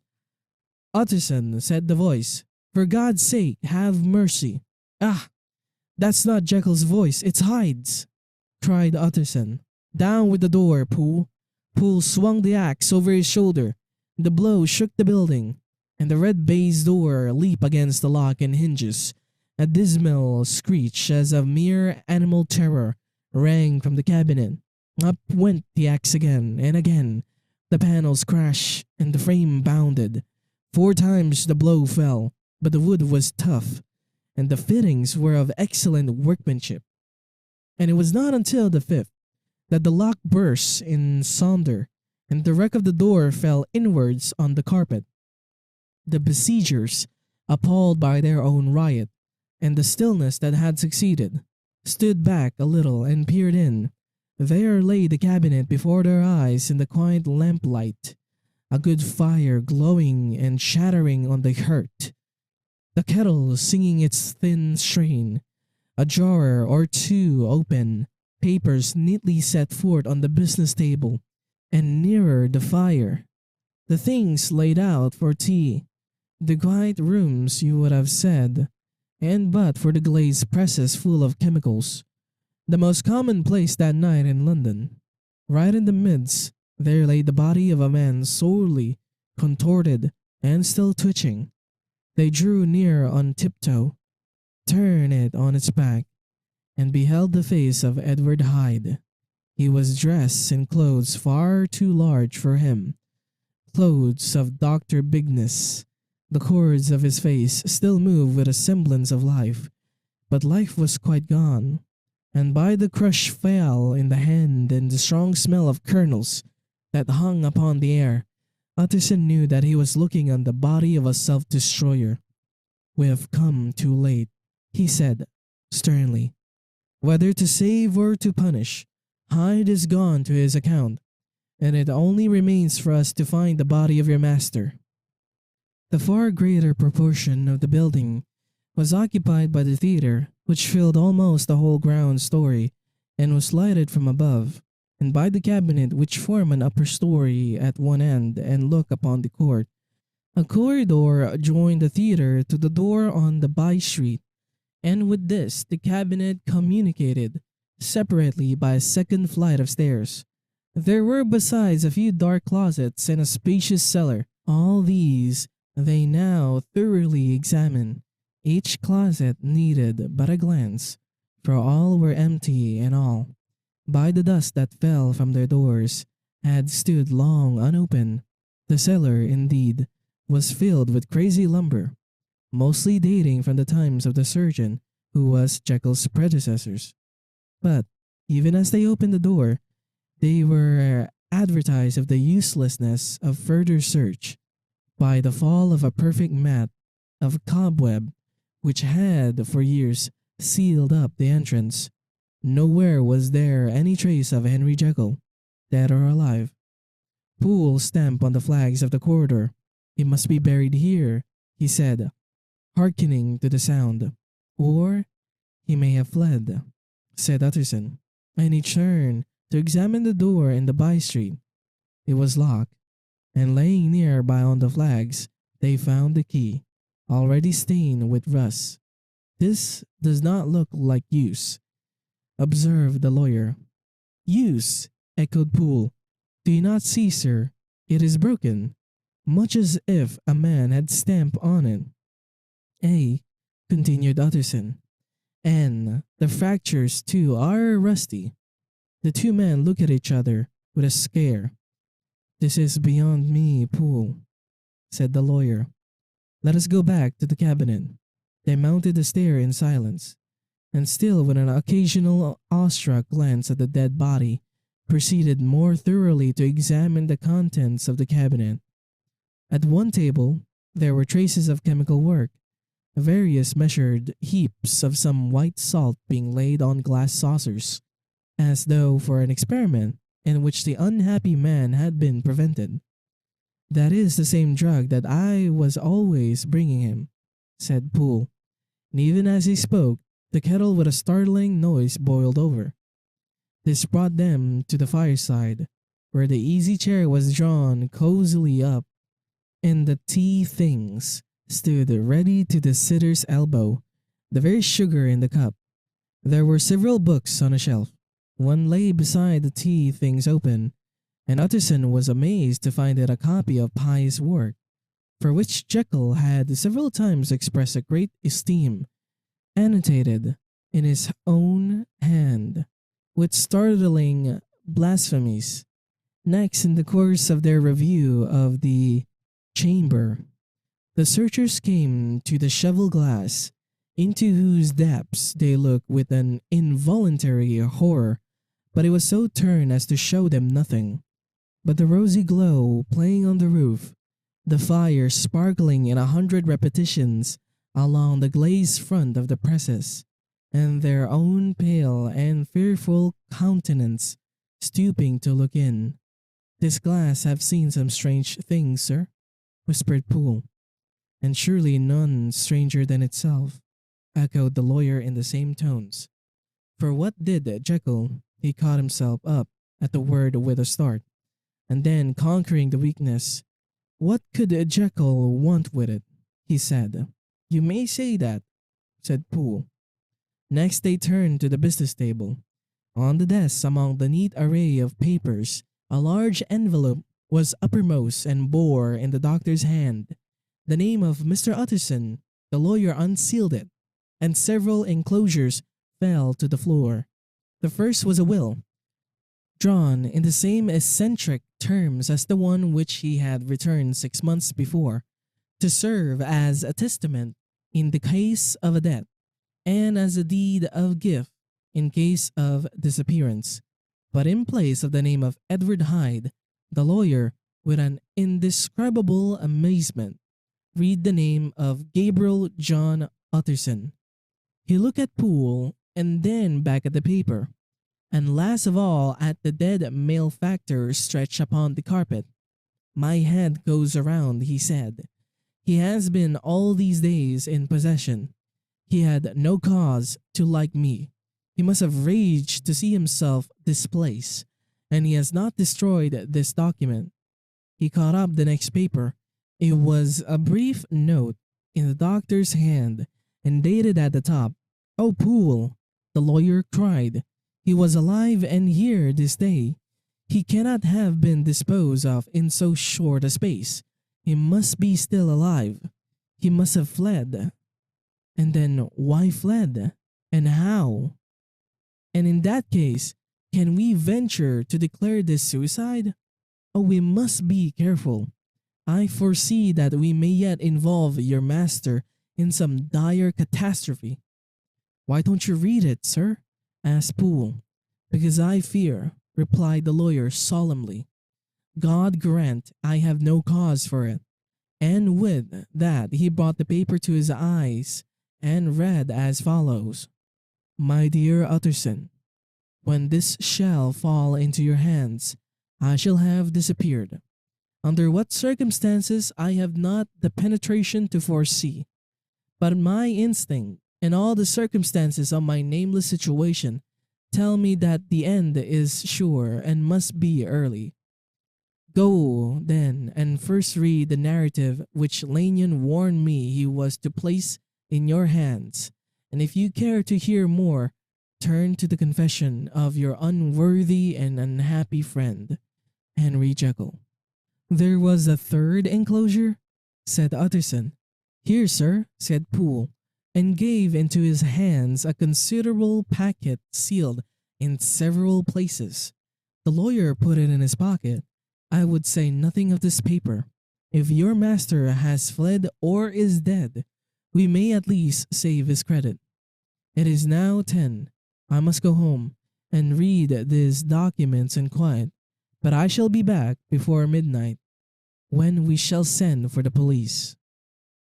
They went out, locking the door of the theater behind them, and Utterson, once more leaving the servants gathered about the fire in the hall, trudged back to his office to read the two narratives in which this mystery was now to be explained.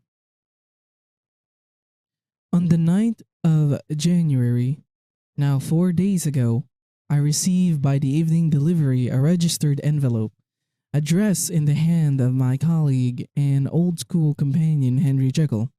I was a good deal surprised by this, for we were by no means in the habit of correspondence. I had seen the man, dined with him, indeed the night before, and I could imagine nothing in our intercourse that should justify the formality of registration. The contents increased my wonder, for this is how the letter ran. 10th December, 18. Dear Lanyon, you are one of my oldest friends, and although we may have differed at times on scientific questions, I cannot remember, at least on my side, any break in our affection.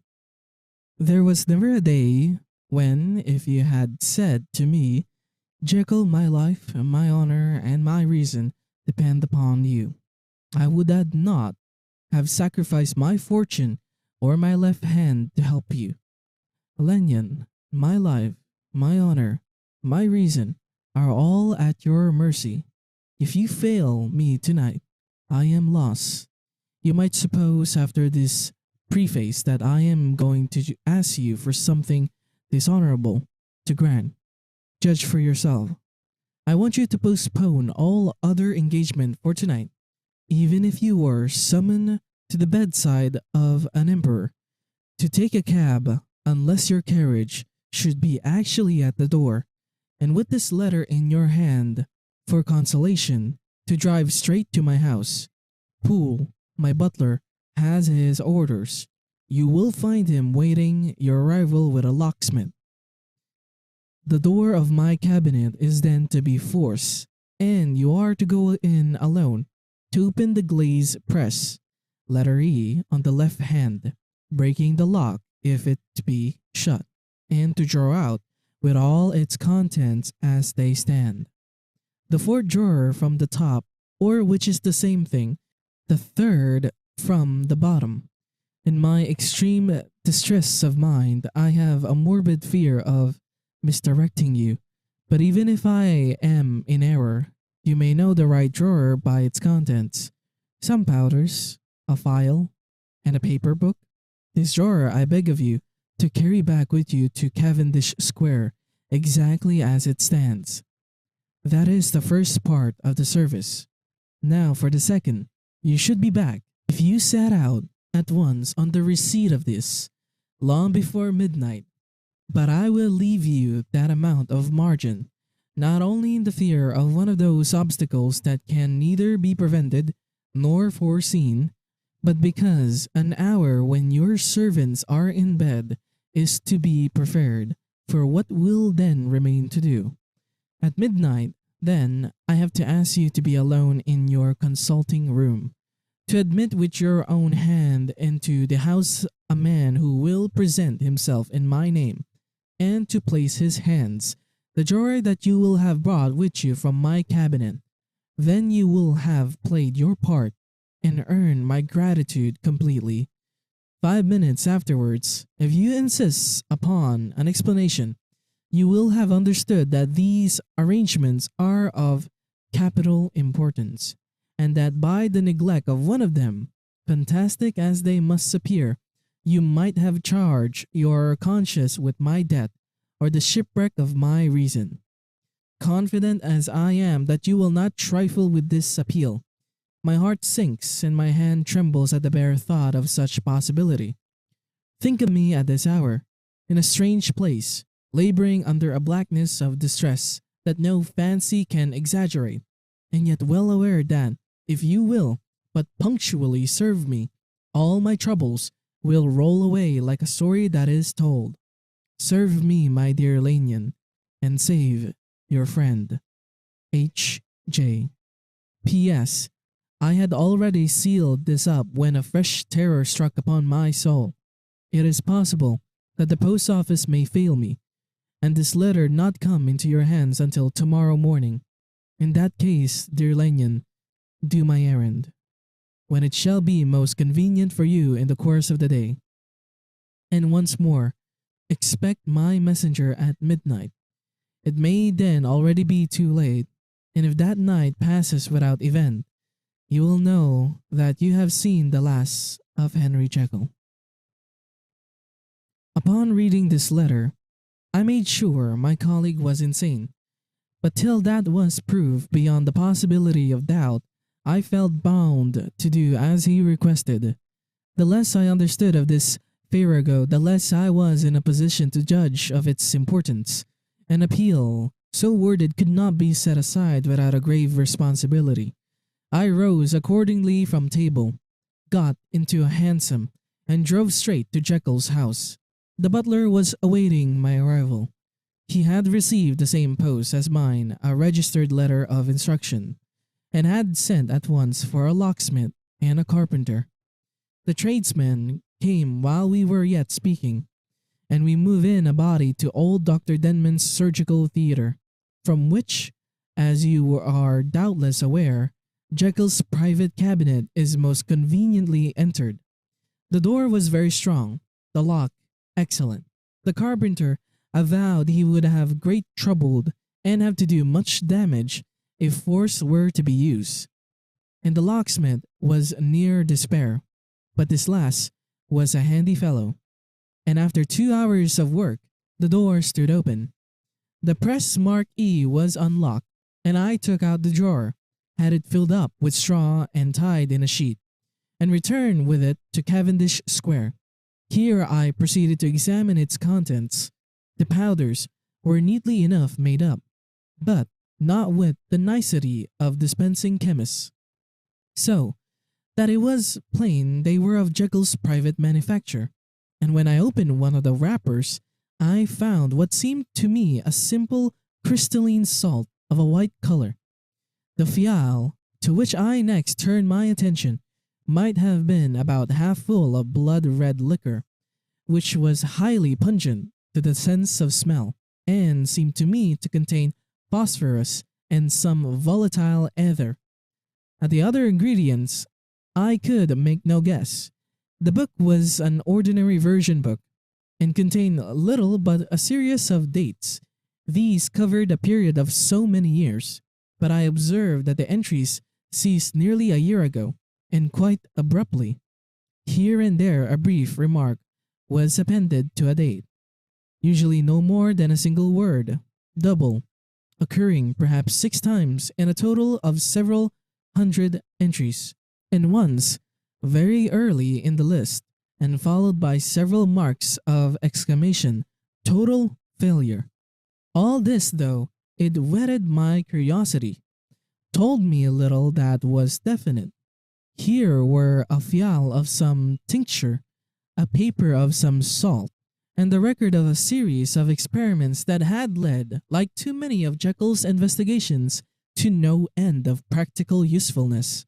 How could the presence of these articles in my house affect either honor, the sanity, or the life of my flighty colleague? If his messenger could go to one place, why could he not go to another? And even granting some impediment, why was this gentleman to be received by me in secret? The more I reflected, the more convinced I grew that I was dealing with a case of cerebral disease, and though I dismissed my servants to bed, I loaded an old revolver that I might be found in some posture of self-defense. 12 o'clock had scarce rung out over London. Eerie the knocker sounded very gently on the door. I wound myself at the summons, and found a small man crouching against the pillars of the portico. "Are you come from Dr. Jekyll?" I asked.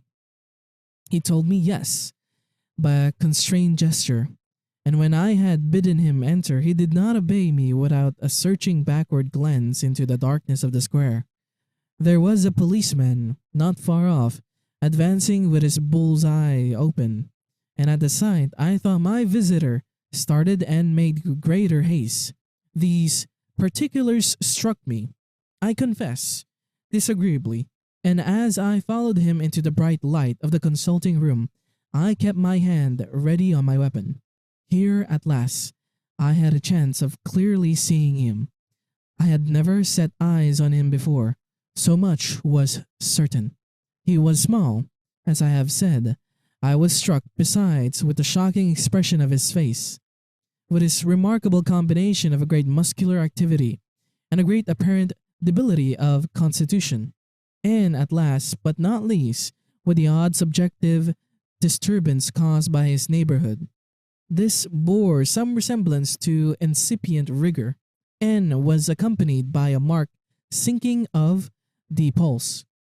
At the time, I set it down to some idiosyncratic personal distaste, and merely wondered at the acuteness of the symptoms. But I have since had reason to believe the cause to lie much deeper in the nature of man, and to turn on some nobler hinge than the principle of hatred. This person, who had thus, from the first moment of his entrance, struck in me what I can only describe as a disgustful curiosity, was dressed in a fashion that would have made an ordinary person laughable. His clothes, that is to say, although they were of rich and sober fabric, were enormously too large for him in every measurement. The trousers hanging on his legs, and rolled up to keep them from the ground. The waist of the coat below his haunches, and the collar sprawling wide open his shoulders. Strange to relate, this ludicrous accoutrement was far from moving me to laughter. Rather, as there was something abnormal and misbegotten in the very essence of the creature that now faced me, something seizing, surprising, and revolting. This fresh disparity seemed but to fit in with and to reinforce it, so that to my interest in the man's nature and character there was added a curiosity as to his origin, his life, his fortune, and the status of the world. These observations, though they have taken so great a space to be set down in, were yet the work of a few seconds. My visitor was indeed on fire with somber excitement. "Have you got it?" he cried. "Have you got it?" And so lively was his impatience that he even laid his hand upon my arm and sought to shake me. I put him back, conscious at his touch of a certain icy pang along my blood. "Come, sir," said I, "you forget that I have not yet the pleasure of your acquaintance. Be seated, if you please." And I showed him an example, and sat down myself in my customary seat, and with as fair an imitation of my ordinary manner to a patient, as the lateness of the hour, the nature of my preoccupations, and the horror I had of my visitor would suffer me to muster. "I beg your pardon, Dr. Lanyon," he replied, civilly enough. "What you say is very well founded, and my impatience has shown its heels to my politeness.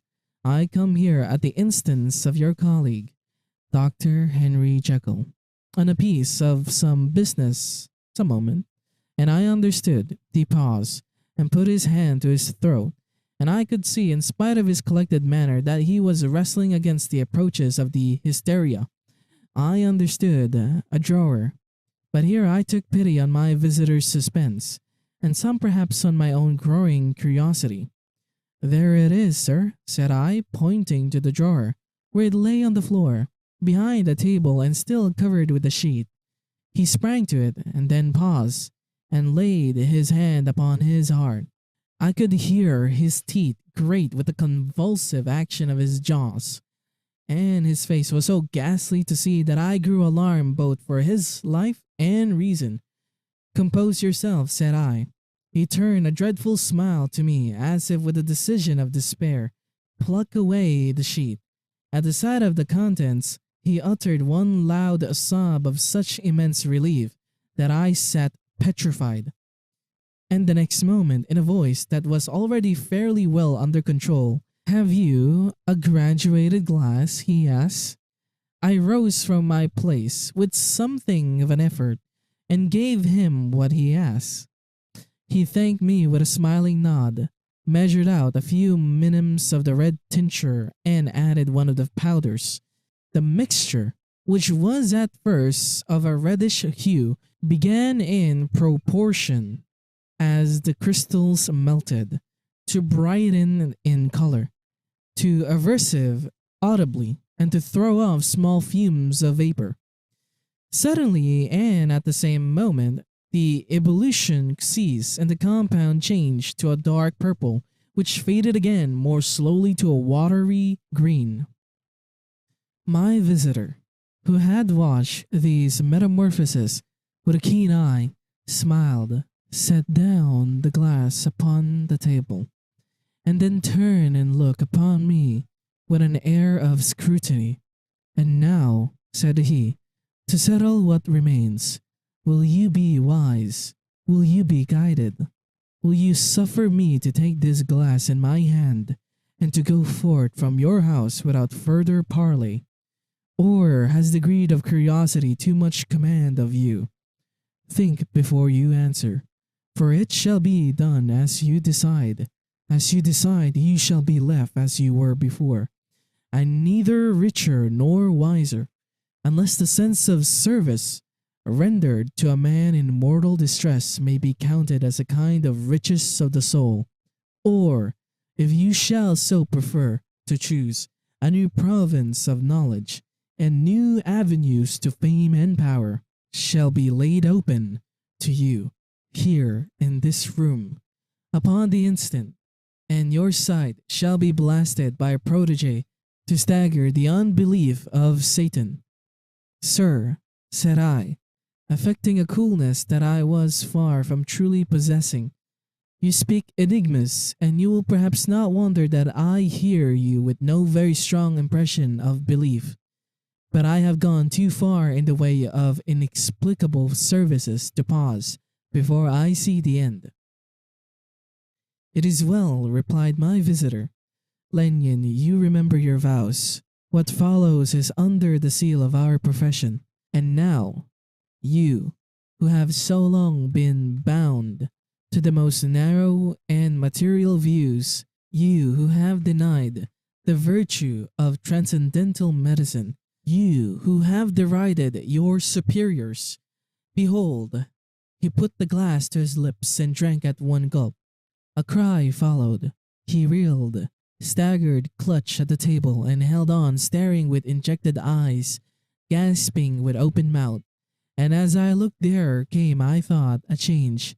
He seemed to swell, his face became suddenly black, and the features seemed to melt and alter.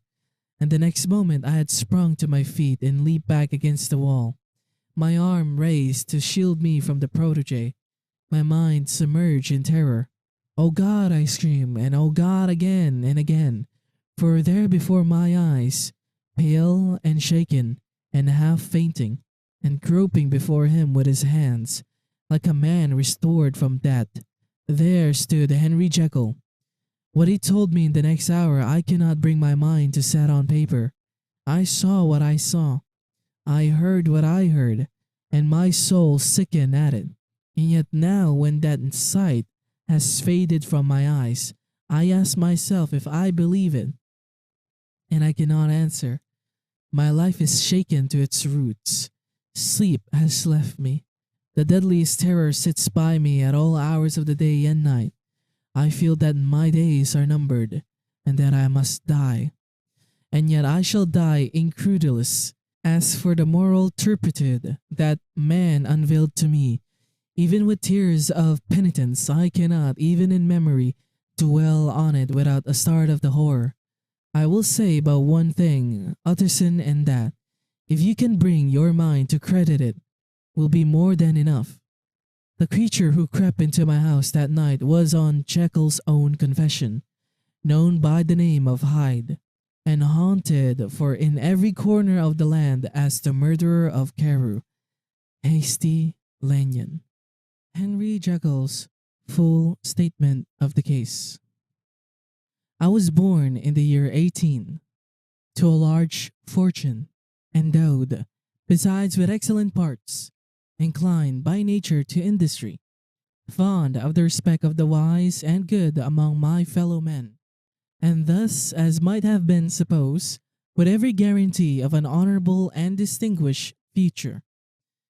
And indeed, the worst of my faults was a certain impatient gaiety of disposition, such as made the happiness of many, but such as I found it hard to reconcile with my imperious desire to carry my head high, and wear a more than commonly grave countenance before the public. Hence it came about that I concealed my pleasures, and that when I reached years of reflection, and began to look around me and take stock of my progress and position in the world, I stood already committed to a profound duplicity of life. Many a man would have even blazoned such irregularities as I was guilty of. But from the high views that I had set before me, I regarded and hid them with an almost morbid sense of shame. It was thus rather the exacting nature of my aspirations than any particular degradation in my faults that made me what I was, and with an even deeper trench than in the majority of men, severed in me those provinces of good and ill which divide and compound man's dual nature. In this case, I was driven to reflect deeply and inveterately on that hard law of life which lies at the root of religion, and is one of the most plentiful springs of distress. Though so profound a double dealer, I was in no sense a hypocrite. Both sides of me were in dead earnest. I was no more myself when I laid aside restraint and plunged in shame, than when I labored, in the eye of the day, at the furtherance of knowledge or the relief of sorrow and suffering. And it chanced that the direction of my scientific studies, which led wholly towards the mystic and the transcendental, reacted and shed a strong light on this consciousness of the perennial war among my members with every day, and from both sides of my intelligence, the moral and the intellectual, I thus drew steadily nearer to that truth, by whose partial discovery I have been doomed to such a dreadful shipwreck, that man is not truly one, but truly two.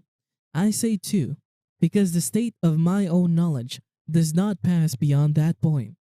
Others will follow, others will outstrip me on the same lines, and I hazard the guess that man will be ultimately known for a mere polity of multifarious, incongruous, and dependent denizens. I, for my part, from the nature of my life, advance infallibly in one direction, and in one direction only. It was on the moral side and in my own person that I learned to recognize the thorough and primitive duality of man. I saw that of the two natures that contended in the field of my consciousness. Even if I could rightly be said to be either it was only because I was radically both. And from an early date, even before the course of my scientific discoveries had begun to suggest the most naked possibility of such a miracle, I had learned to dwell with pleasure as a beloved daydream on the thought of the separation of these elements. If each, I told myself, could but be housed in separate identities, life would be relieved of all that was unbearable. The unjust might go his way, delivered from the aspirations and remorse of his more upright twin, and the just could walk steadfastly and securely on his upward path, doing the good things in which he found his pleasure, and no longer exposed to disgrace and penitence by the hands of this extraneous evil. It was the curse of mankind that these incongruities F-word were thus bound together, that in the agonized womb of consciousness, these polar twins should be continuously struggling. How, then, were they dissociated? I was so far in my reflections when, as I have said, a side light began to shine upon the subject from the laboratory table. I began to perceive more deeply than it has ever yet been stated the trembling immateriality, the mist-like transience of this seemingly so solid body in which we walk attired. Certain agents I found to have the power to shake and to pluck the back that fleshly vestment, even as a wind might toss the curtains of a pavilion. For two good reasons, I will not enter deeply into this scientific branch of my confession. First, because I have been made to learn that the doom and burden of our life is bound forever on man's shoulders, and when the attempt is made to cast it off, it but returns upon us with more unfamiliar and more awful pressure. Second, because as my narrative will make, alas, too evident, my discoveries were incomplete. Enough, then, that I not only recognize my natural body for the mere aura and effulgence of certain of the powers that have made up my spirit, but manage to compound a drug by which these powers should be dethroned from their supremacy, and a second form and countenance substitute, none the less natural to me, because they were the expression and bore the stamp of lower elements in my soul. I hesitated long before I put this theory to the test of practice. I knew well that I risked death, for any drug that so potently controlled and shook the very fortress of identity might by the least scruple of an overdose, or at the least inopportunity in the moment of exhibition, utterly blot out that immaterial tabernacle which I looked to it to change. But the temptation of a discovery so singular and profound at last overcame the suggestions of alarm. I had long since prepared my tincture. I purchased at once, from a firm of wholesale chemists, a large quantity of a particular salt, which I knew from my experiments to be the last ingredient required. And late one accursed night, I compounded the elements, watched them boil and smoke together in the glass, and when the ebullition had subsided with a strong glow of courage, drank off the potion. The most racking pangs succeeded, a grinding in the bones, deadly nausea, and a horror of the spirit that cannot be exceeded at the hour of birth or death. Then these agonies began swiftly to subside, and I came to myself as if out of a great sickness. There was something strange in my sensations, something indescribably new, and from its very novelty, incredibly sweet. I felt younger, lighter, happier in my body. Within I was conscious of a heady recklessness, a current of disordered sensual images running like a mill race in my fancy, a solution of the bonds of obligation, an unknown but not an innocent freedom of the soul. I knew myself at the first breath of this new life to be more wicked, tenfold more wicked, sold a slave to my original evil, and the thought, in that moment, braced and delighted me like wine. I stretched out my hands, exulting in the freshness of these sensations, and in the act, I was suddenly aware that I had lost in the stature. There was no mirror at that date. In my room, that which stands beside me as I write, was brought there later on, and for the very purpose of these transformations. The night, however, was far gone into the morning. The morning, black as it was nearly ripe for the conception of the day. The inmates of my house were locked in the most rigorous hours of slumber, and I determined, flashed as I was with hope and triumph, to venture in my new shape as far as to my bedroom. I crossed the yard wherein the constellation looked down upon me. I could have thought, with wonder, the first creature of that sort that their unsleeping vigilance had yet disclosed to them. I stole through the corridors, a stranger in my own house, and coming to my room, I saw for the first time the appearance of Edward Hyde. I must speak here by theory alone, saying not that which I know, but that which I suppose to be most probable.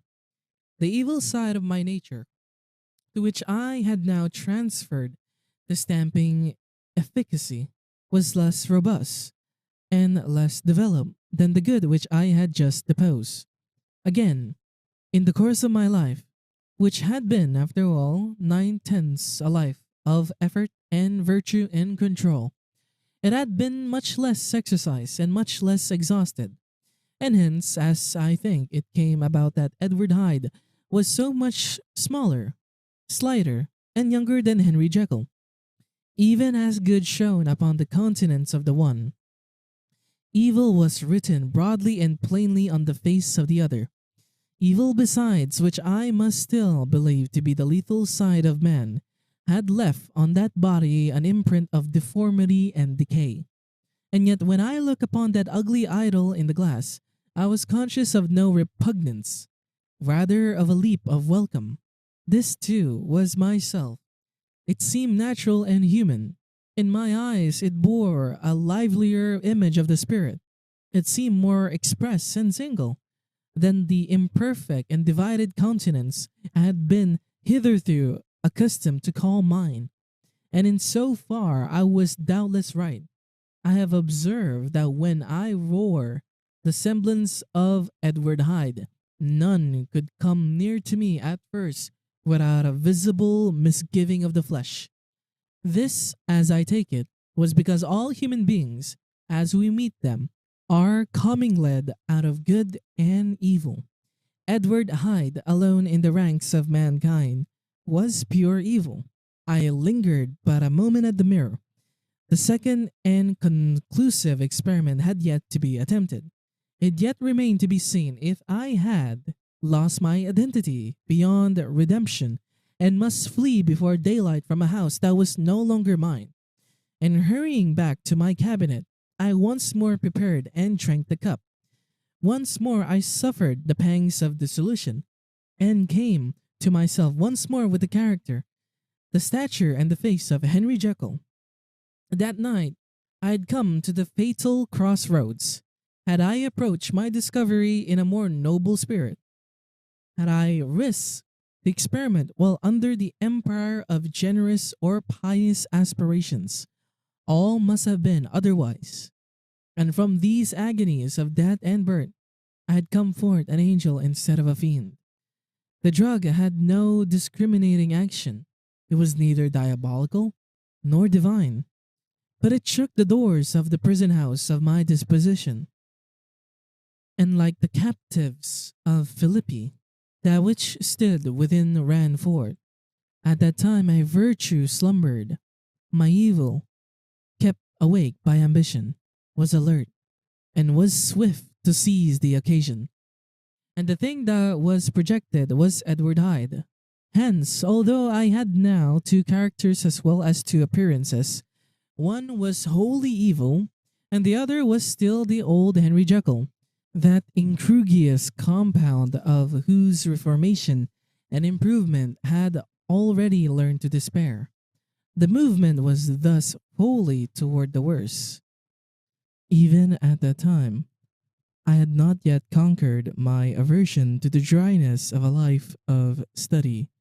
I would still be merely disposed at times, and as my pleasures were, to say the least, undignified, and I was not only well known and highly considered, but growing towards the elderly man, this incoherency of my life was daily growing more unwelcome. It was on this side that my new power tempted me until I fell in slavery. I had but to drink the cup to doff at once the body of the noted professor, and to assume, like a thick cloak, that of Edward Hyde. I smiled at the notion. It seemed to me that, at the time, to be humorous, and I made my preparation with the most studious care. I took and furnished the house in Soho, at which Hyde was tracked by the police, and engaged as housekeeper a creature whom I well knew to be silent and unscrupulous. On the other side, I announced to my servants that a Mr. Hyde, whom I describe, was to have full liberty and power about my house in the square, and to parry mishaps. I even called and made myself a familiar object in my second character.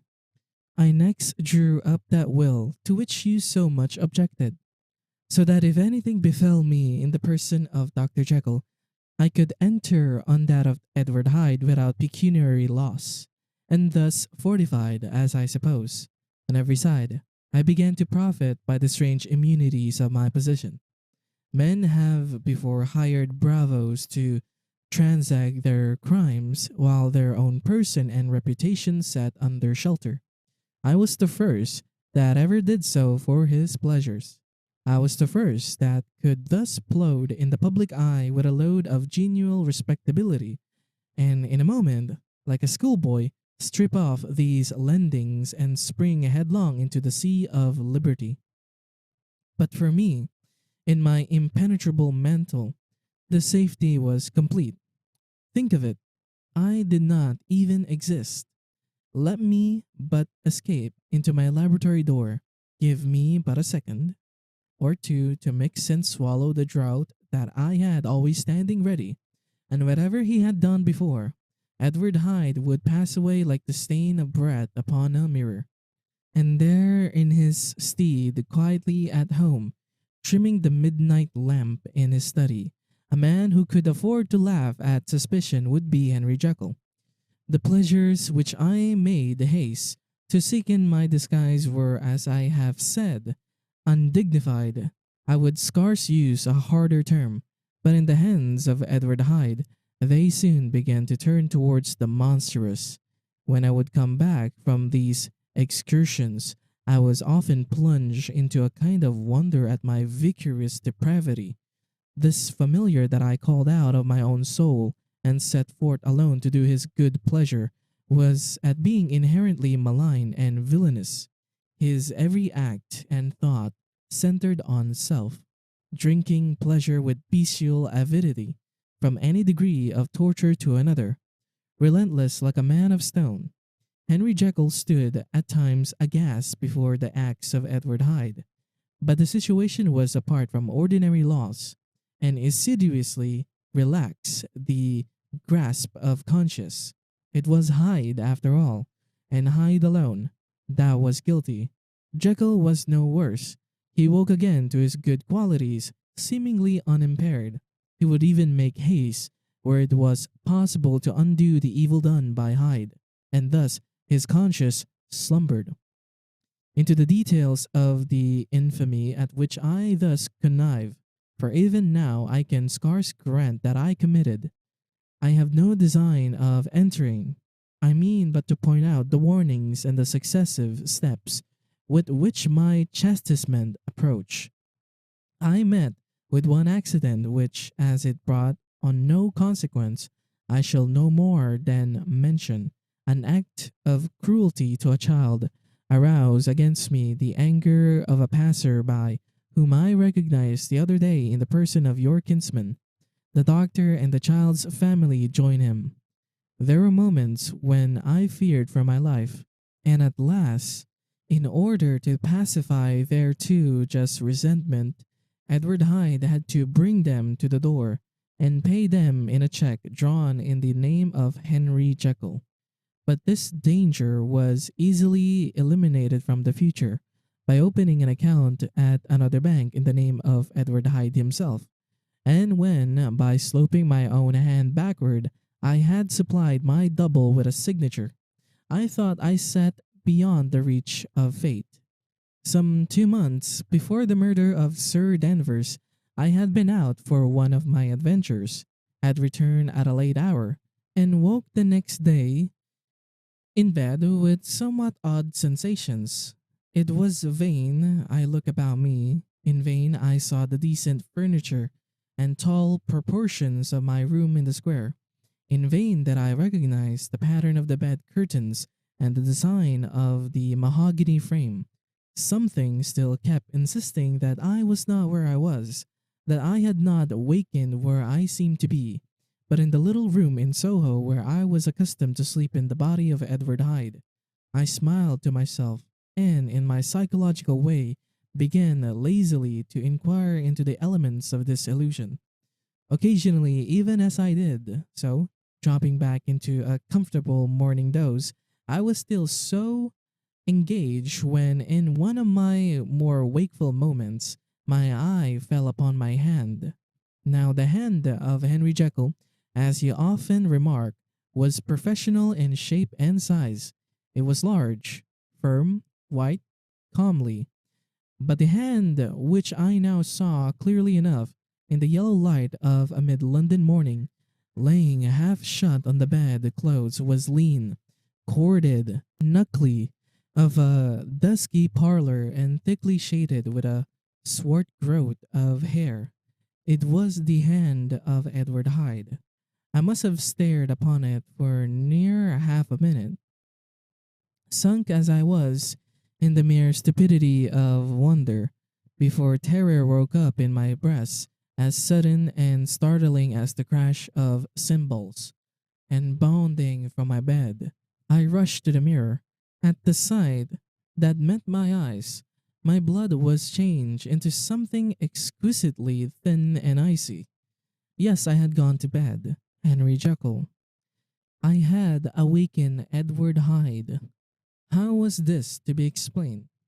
I asked myself, and then, with another bound of terror, how was it to be remedied? It was well on in the morning. The servants were up. All my drugs were in the cabinet. A long journey. Down 2 pairs of stairs, through the back passage across the open court, and through the anatomical theater, from where I was then standing horror-struck.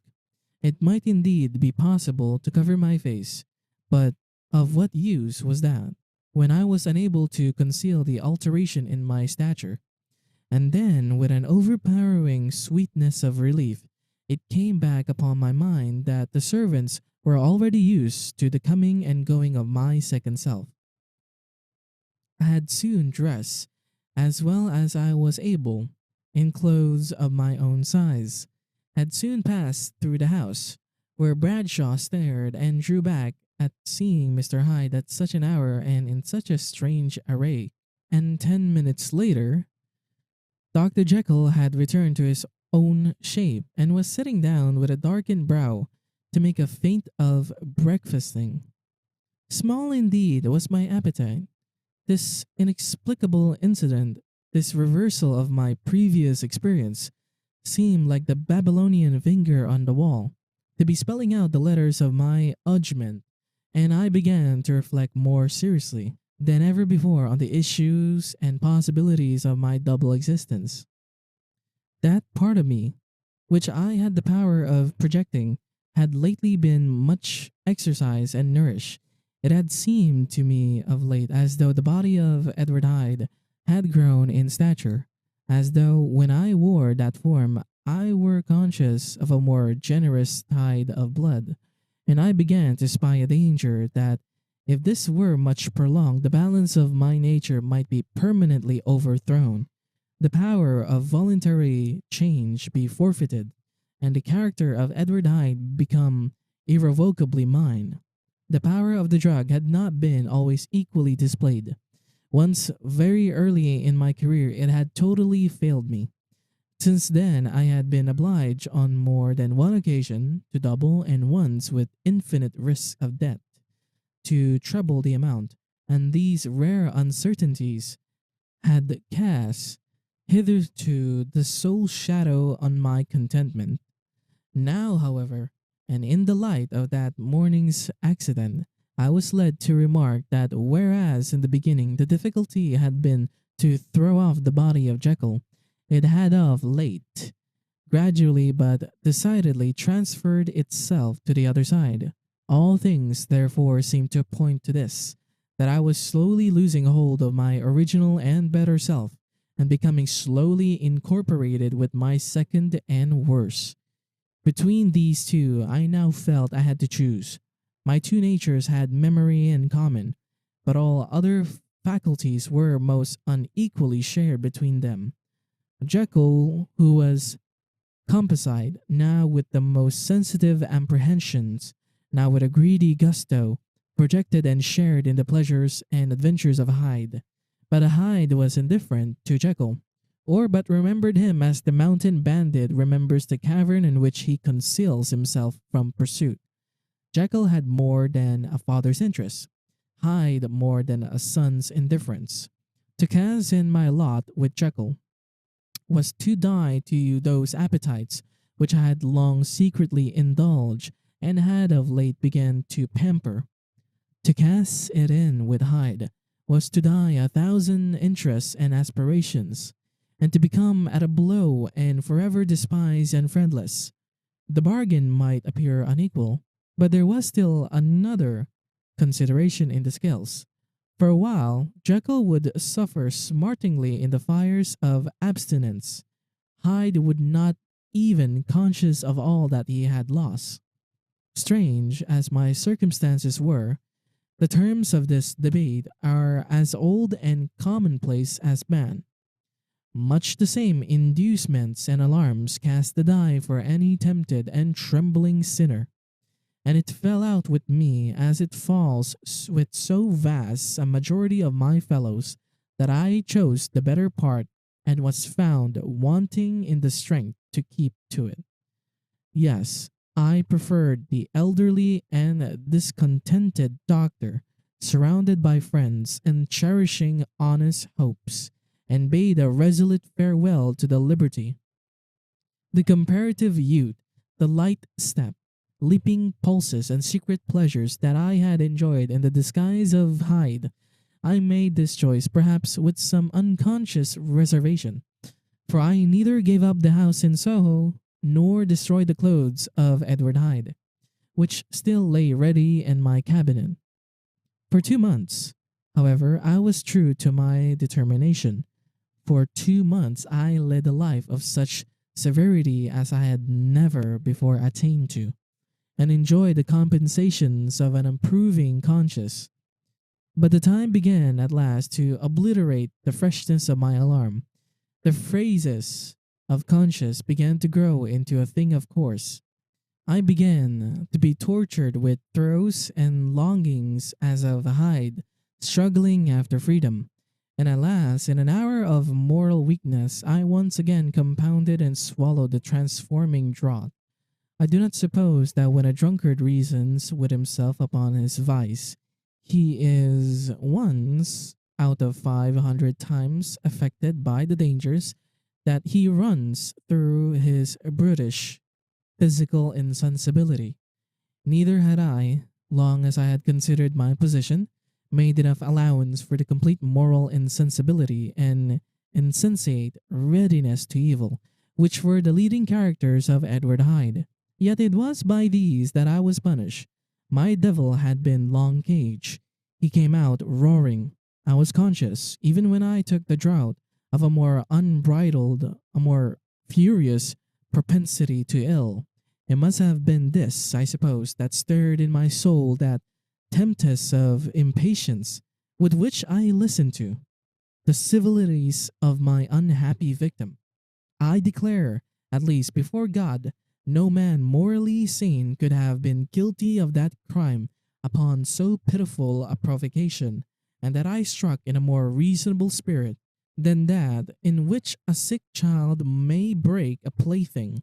But I had voluntarily stripped myself of all those balancing instincts by which even the worst of us continues to walk with some degree of steadiness among temptations, and in my case to be tempted, however slightly, was to fall.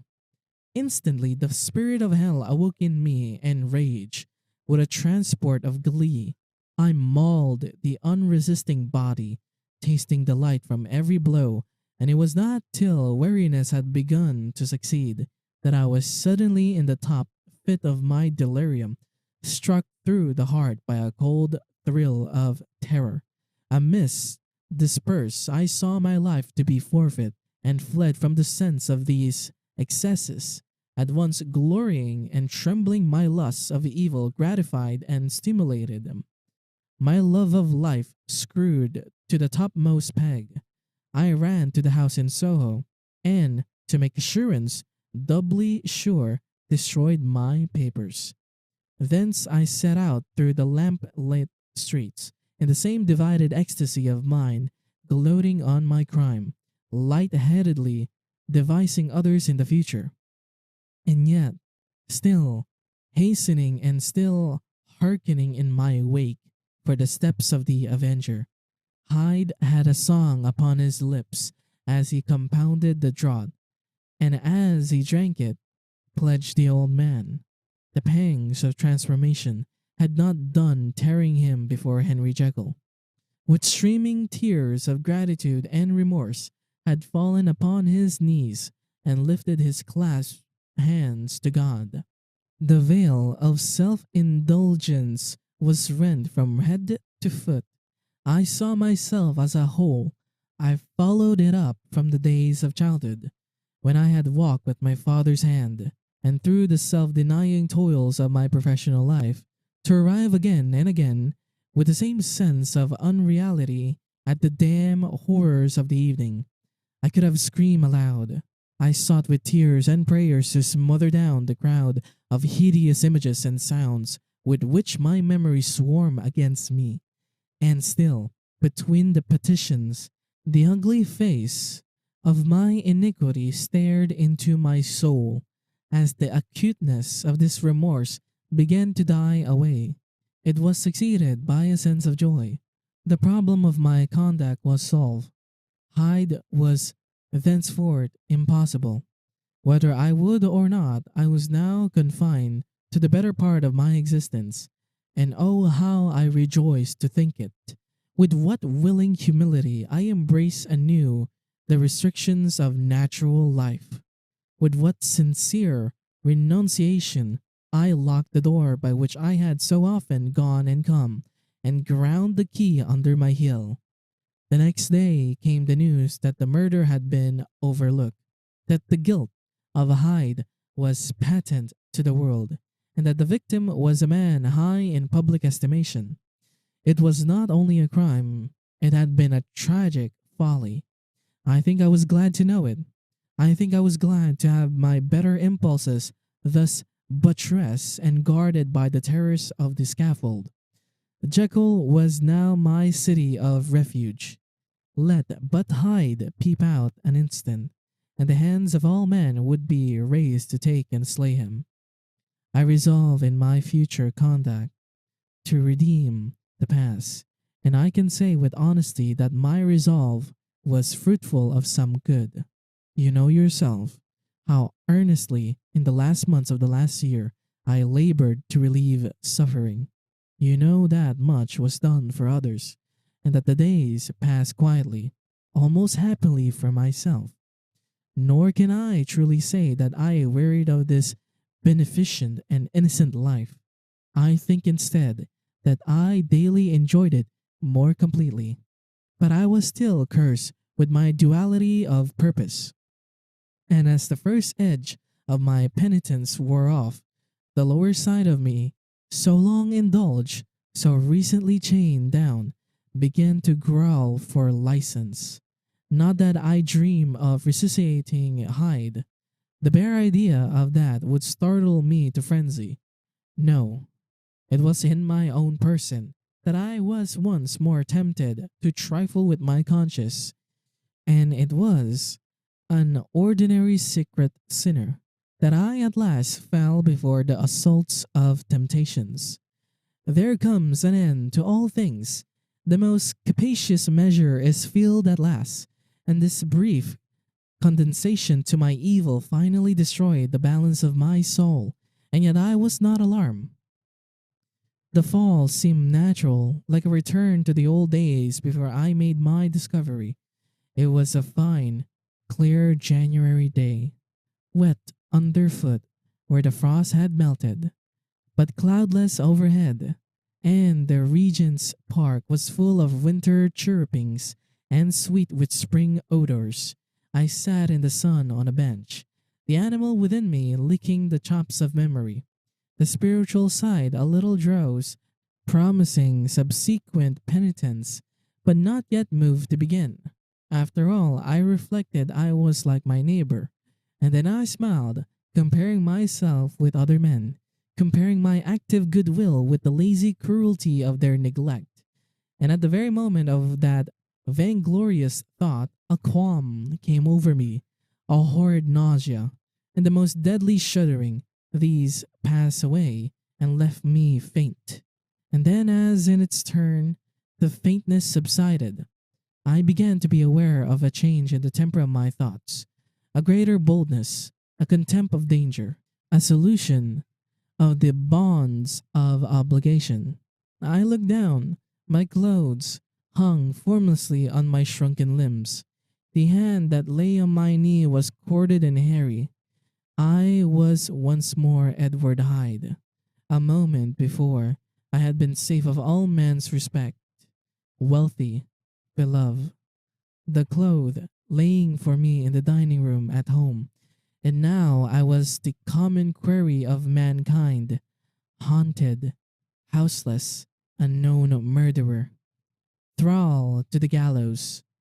My reason wavered, but it did not fail me utterly. I have more than once observed that in my second character, my faculties seem sharpened to a point, and my spirits more tensely elastic. Thus it came about that, where Jekyll perhaps might have succumbed, Hyde rose to the importance of the moment. My drugs were in one of the presses of my cabinet. How was I to reach them? That was the problem, that, crushing my temples in my hands, I set myself to solve. The laboratory door had closed. If I sought to enter by the house, my own servants would consign me to the gallows. I saw I must employ another hand, and thought of Lanyon. How was he to be reached? Persuaded. Supposing that I escaped capture in the streets, how was I to make my way into his presence? And how should I, an unknown and displeasing visitor, prevail on the famous physician to rifle the study of his colleague, Dr. Jekyll? Then I remembered that of my original character. One part remained to me. I could write my own hand, and once I had conceived that kindling spark, the way that I must follow became lighted up from end to end. Thereupon I arranged my clothes as best as I could, and summoning a passing hansom, drove to an hotel in Portland Street, the name of which I chanced to remember. At my appearance, which was indeed comical enough, however tragic a fate these garments covered, the driver could not conceal his mirth. I gnashed my teeth upon him with a gust of devilish fury, and the smile withered from his face, happily for him, yet more happily for myself, for in another instant I had certainly dragged him from his perch. At the inn, as I entered, I looked about me with so black a countenance as made the attendants tremble. Not a look did they exchange in my presence, but obsequiously took my orders, led me to a private room, and brought me wherewithal to write. Hyde, in danger of his life, was a creature new to me. shaken with inordinate anger, strung to the pitch of murder, lusting to inflict pain. Yet the creature was astute, mastered his fury with a great effort of the will, composed his two important letters, one to Lenyon and one to Poole, and that he might receive actual evidence of their being posted, sent them out with directions that they should be registered. Thenceforward he sat all day over the fire in the private room, gnawing his nails. There he dined, sitting alone with his fears, the waiter visibly quailing before his eyes, and thence, when the night was fully come, he set forth in the corner of a close cab, and was driven to and fro about the streets of the city. He, I say I, cannot say I, that child of hell had nothing human, nothing live in him but fear and hatred.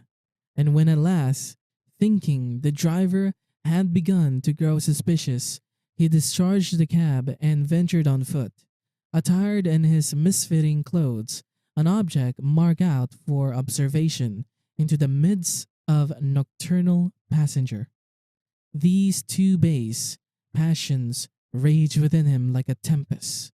He walked fast, haunted by his fears, chattering to himself, skulking through the less frequented thoroughfares, counting the minutes that still divided him from midnight.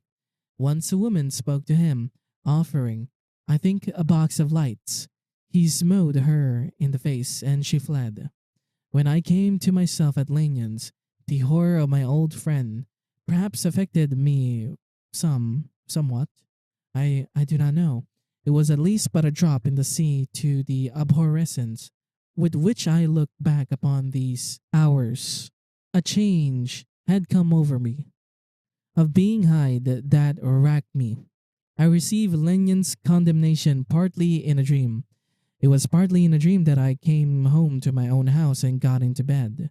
I slept after the prostration of the day, with a stringent and profound slumber which not even the nightmares that wrung me could avail to break. I woke in the morning shaken, weakened, but refreshed. I still hated and feared the thought of the brute that slept within me, and I had not, of course, forgotten the appalling dangers of the day before. But I was once more at home, in my own house, and close to my drugs, and gratitude for my escape shone so strong in my soul that it almost raveled the brightness of hope. I was stepping leisurely across the court after breakfast, and drinking the chill of the air with pleasure, when I was seized again with those indescribable sensations that heralded the change, and I had but the time to gain the shelter of my cabinet before I was once again raging and freezing with the passions of Hyde.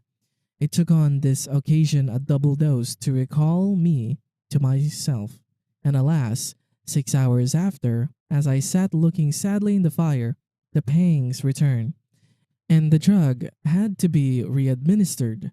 In short, from that day forward, it seemed only by a great effort, as of gymnastics, and only under the immediate stimulation of the drug, that I was able to wear the countenance of Jekyll. At all hours of day and night I would be taken with the premonitory shudder. Above all, if I slept, or even dozed for a moment in my chair, it was always as Hyde that I awakened. Under the strain of this continually impending doom, and by the sleeplessness to which I now condemned myself, even beyond what I had thought possible to man, I became in my own person a creature, eaten up and emptied by fever, languidly weak both in body and mind, and solely occupied by one thought, the horror of my other self. But when I slept, or when the virtue of the medicine wore off, I would leap almost without transition, for the pangs of transformation grew daily less marked, into the possession of a fancy brimming with images or terror, a soul boiling with causeless hatreds, and a body that seemed not strong enough to contain the raging energies of life. The powers of Hyde seemed to have grown with the sickliness of Jekyll, and certainly the hate that now divided them was equal on each side. With Jekyll, it was a thing of vital instinct. He had now seen the full deformity of that creature that shared with him some of the phenomena of consciousness and was cohere with him to that. And beyond these links of community, which in themselves made the most poignant part of his distress, he thought of Hyde, for all of his energy of life, as of something not only hellish but inorganic.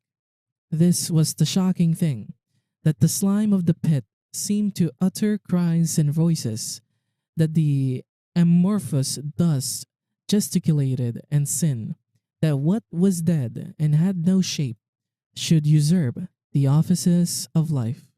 And this again, that insurgent horror was neat to him, closer than a wife, closer than an eye, lay cage in his flesh, where he heard it mutter and felt it struggle to be born, and at every hour of weakness and in the confidence of slumber prevailed against him and deposed him out of life. The hatred of Hyde for Jekyll was of different order. His terror of the gallows drove him continually to commit temporary suicide and return to his subordinate station of a part instead of a person.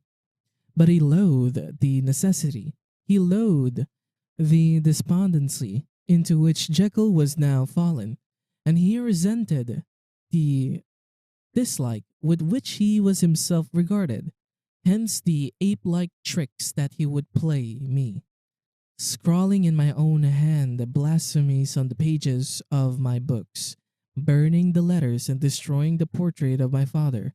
And indeed, had it not been for his fear of death, he would long ago have ruined himself in order to involve me in the ruin. But his love of life is wonderful. I go further. I who sicken and freeze at the mere thought of them, when I recall the objection and passion of this attachment, and when I know how he fears my powers to cut him off by suicide, I find it in my heart to pity him. It is useless, and the time awfully fails me. To prolong this description, no one has ever suffered such torments. Let that suffice.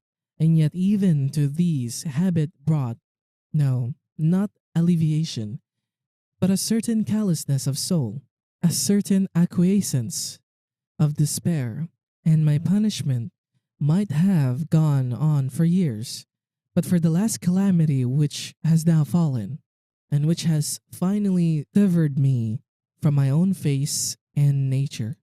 My provisions of the salt, which had never been renewed since the date of the first experiment, began to run low. I sent out for a fresh supply and mixed the draught. The ebullition followed, and the first change of color. Not the second. I drank it, and it was without efficiency. You will learn from Poole how I have had London ransacked. It was in vain, and I am sure now persuaded that my first supply was impure, and that it was that unknown impurity which lent efficacy to the draught. About a week passed, and I am now finishing this statement under the influence of the last of the old powders. This, then, is the last time, short of a miracle, that Henry Jekyll can think his own thoughts or see his own face, now how sadly altered in the glass. Nor must I delay too long to bring my writing to an end. For if my narrative has hitherto escaped destruction, it has been by a combination of great prudence and great good luck. Should the throes of change take me in the act of writing it, Hyde will tear it in pieces. But if some time shall have elapsed after I have laid it by, his wonderful selfishness and circumscription to the moment will probably save it once again from the action of his ape-like spite. And indeed, the doom that is closing on us both has already changed and crushed him.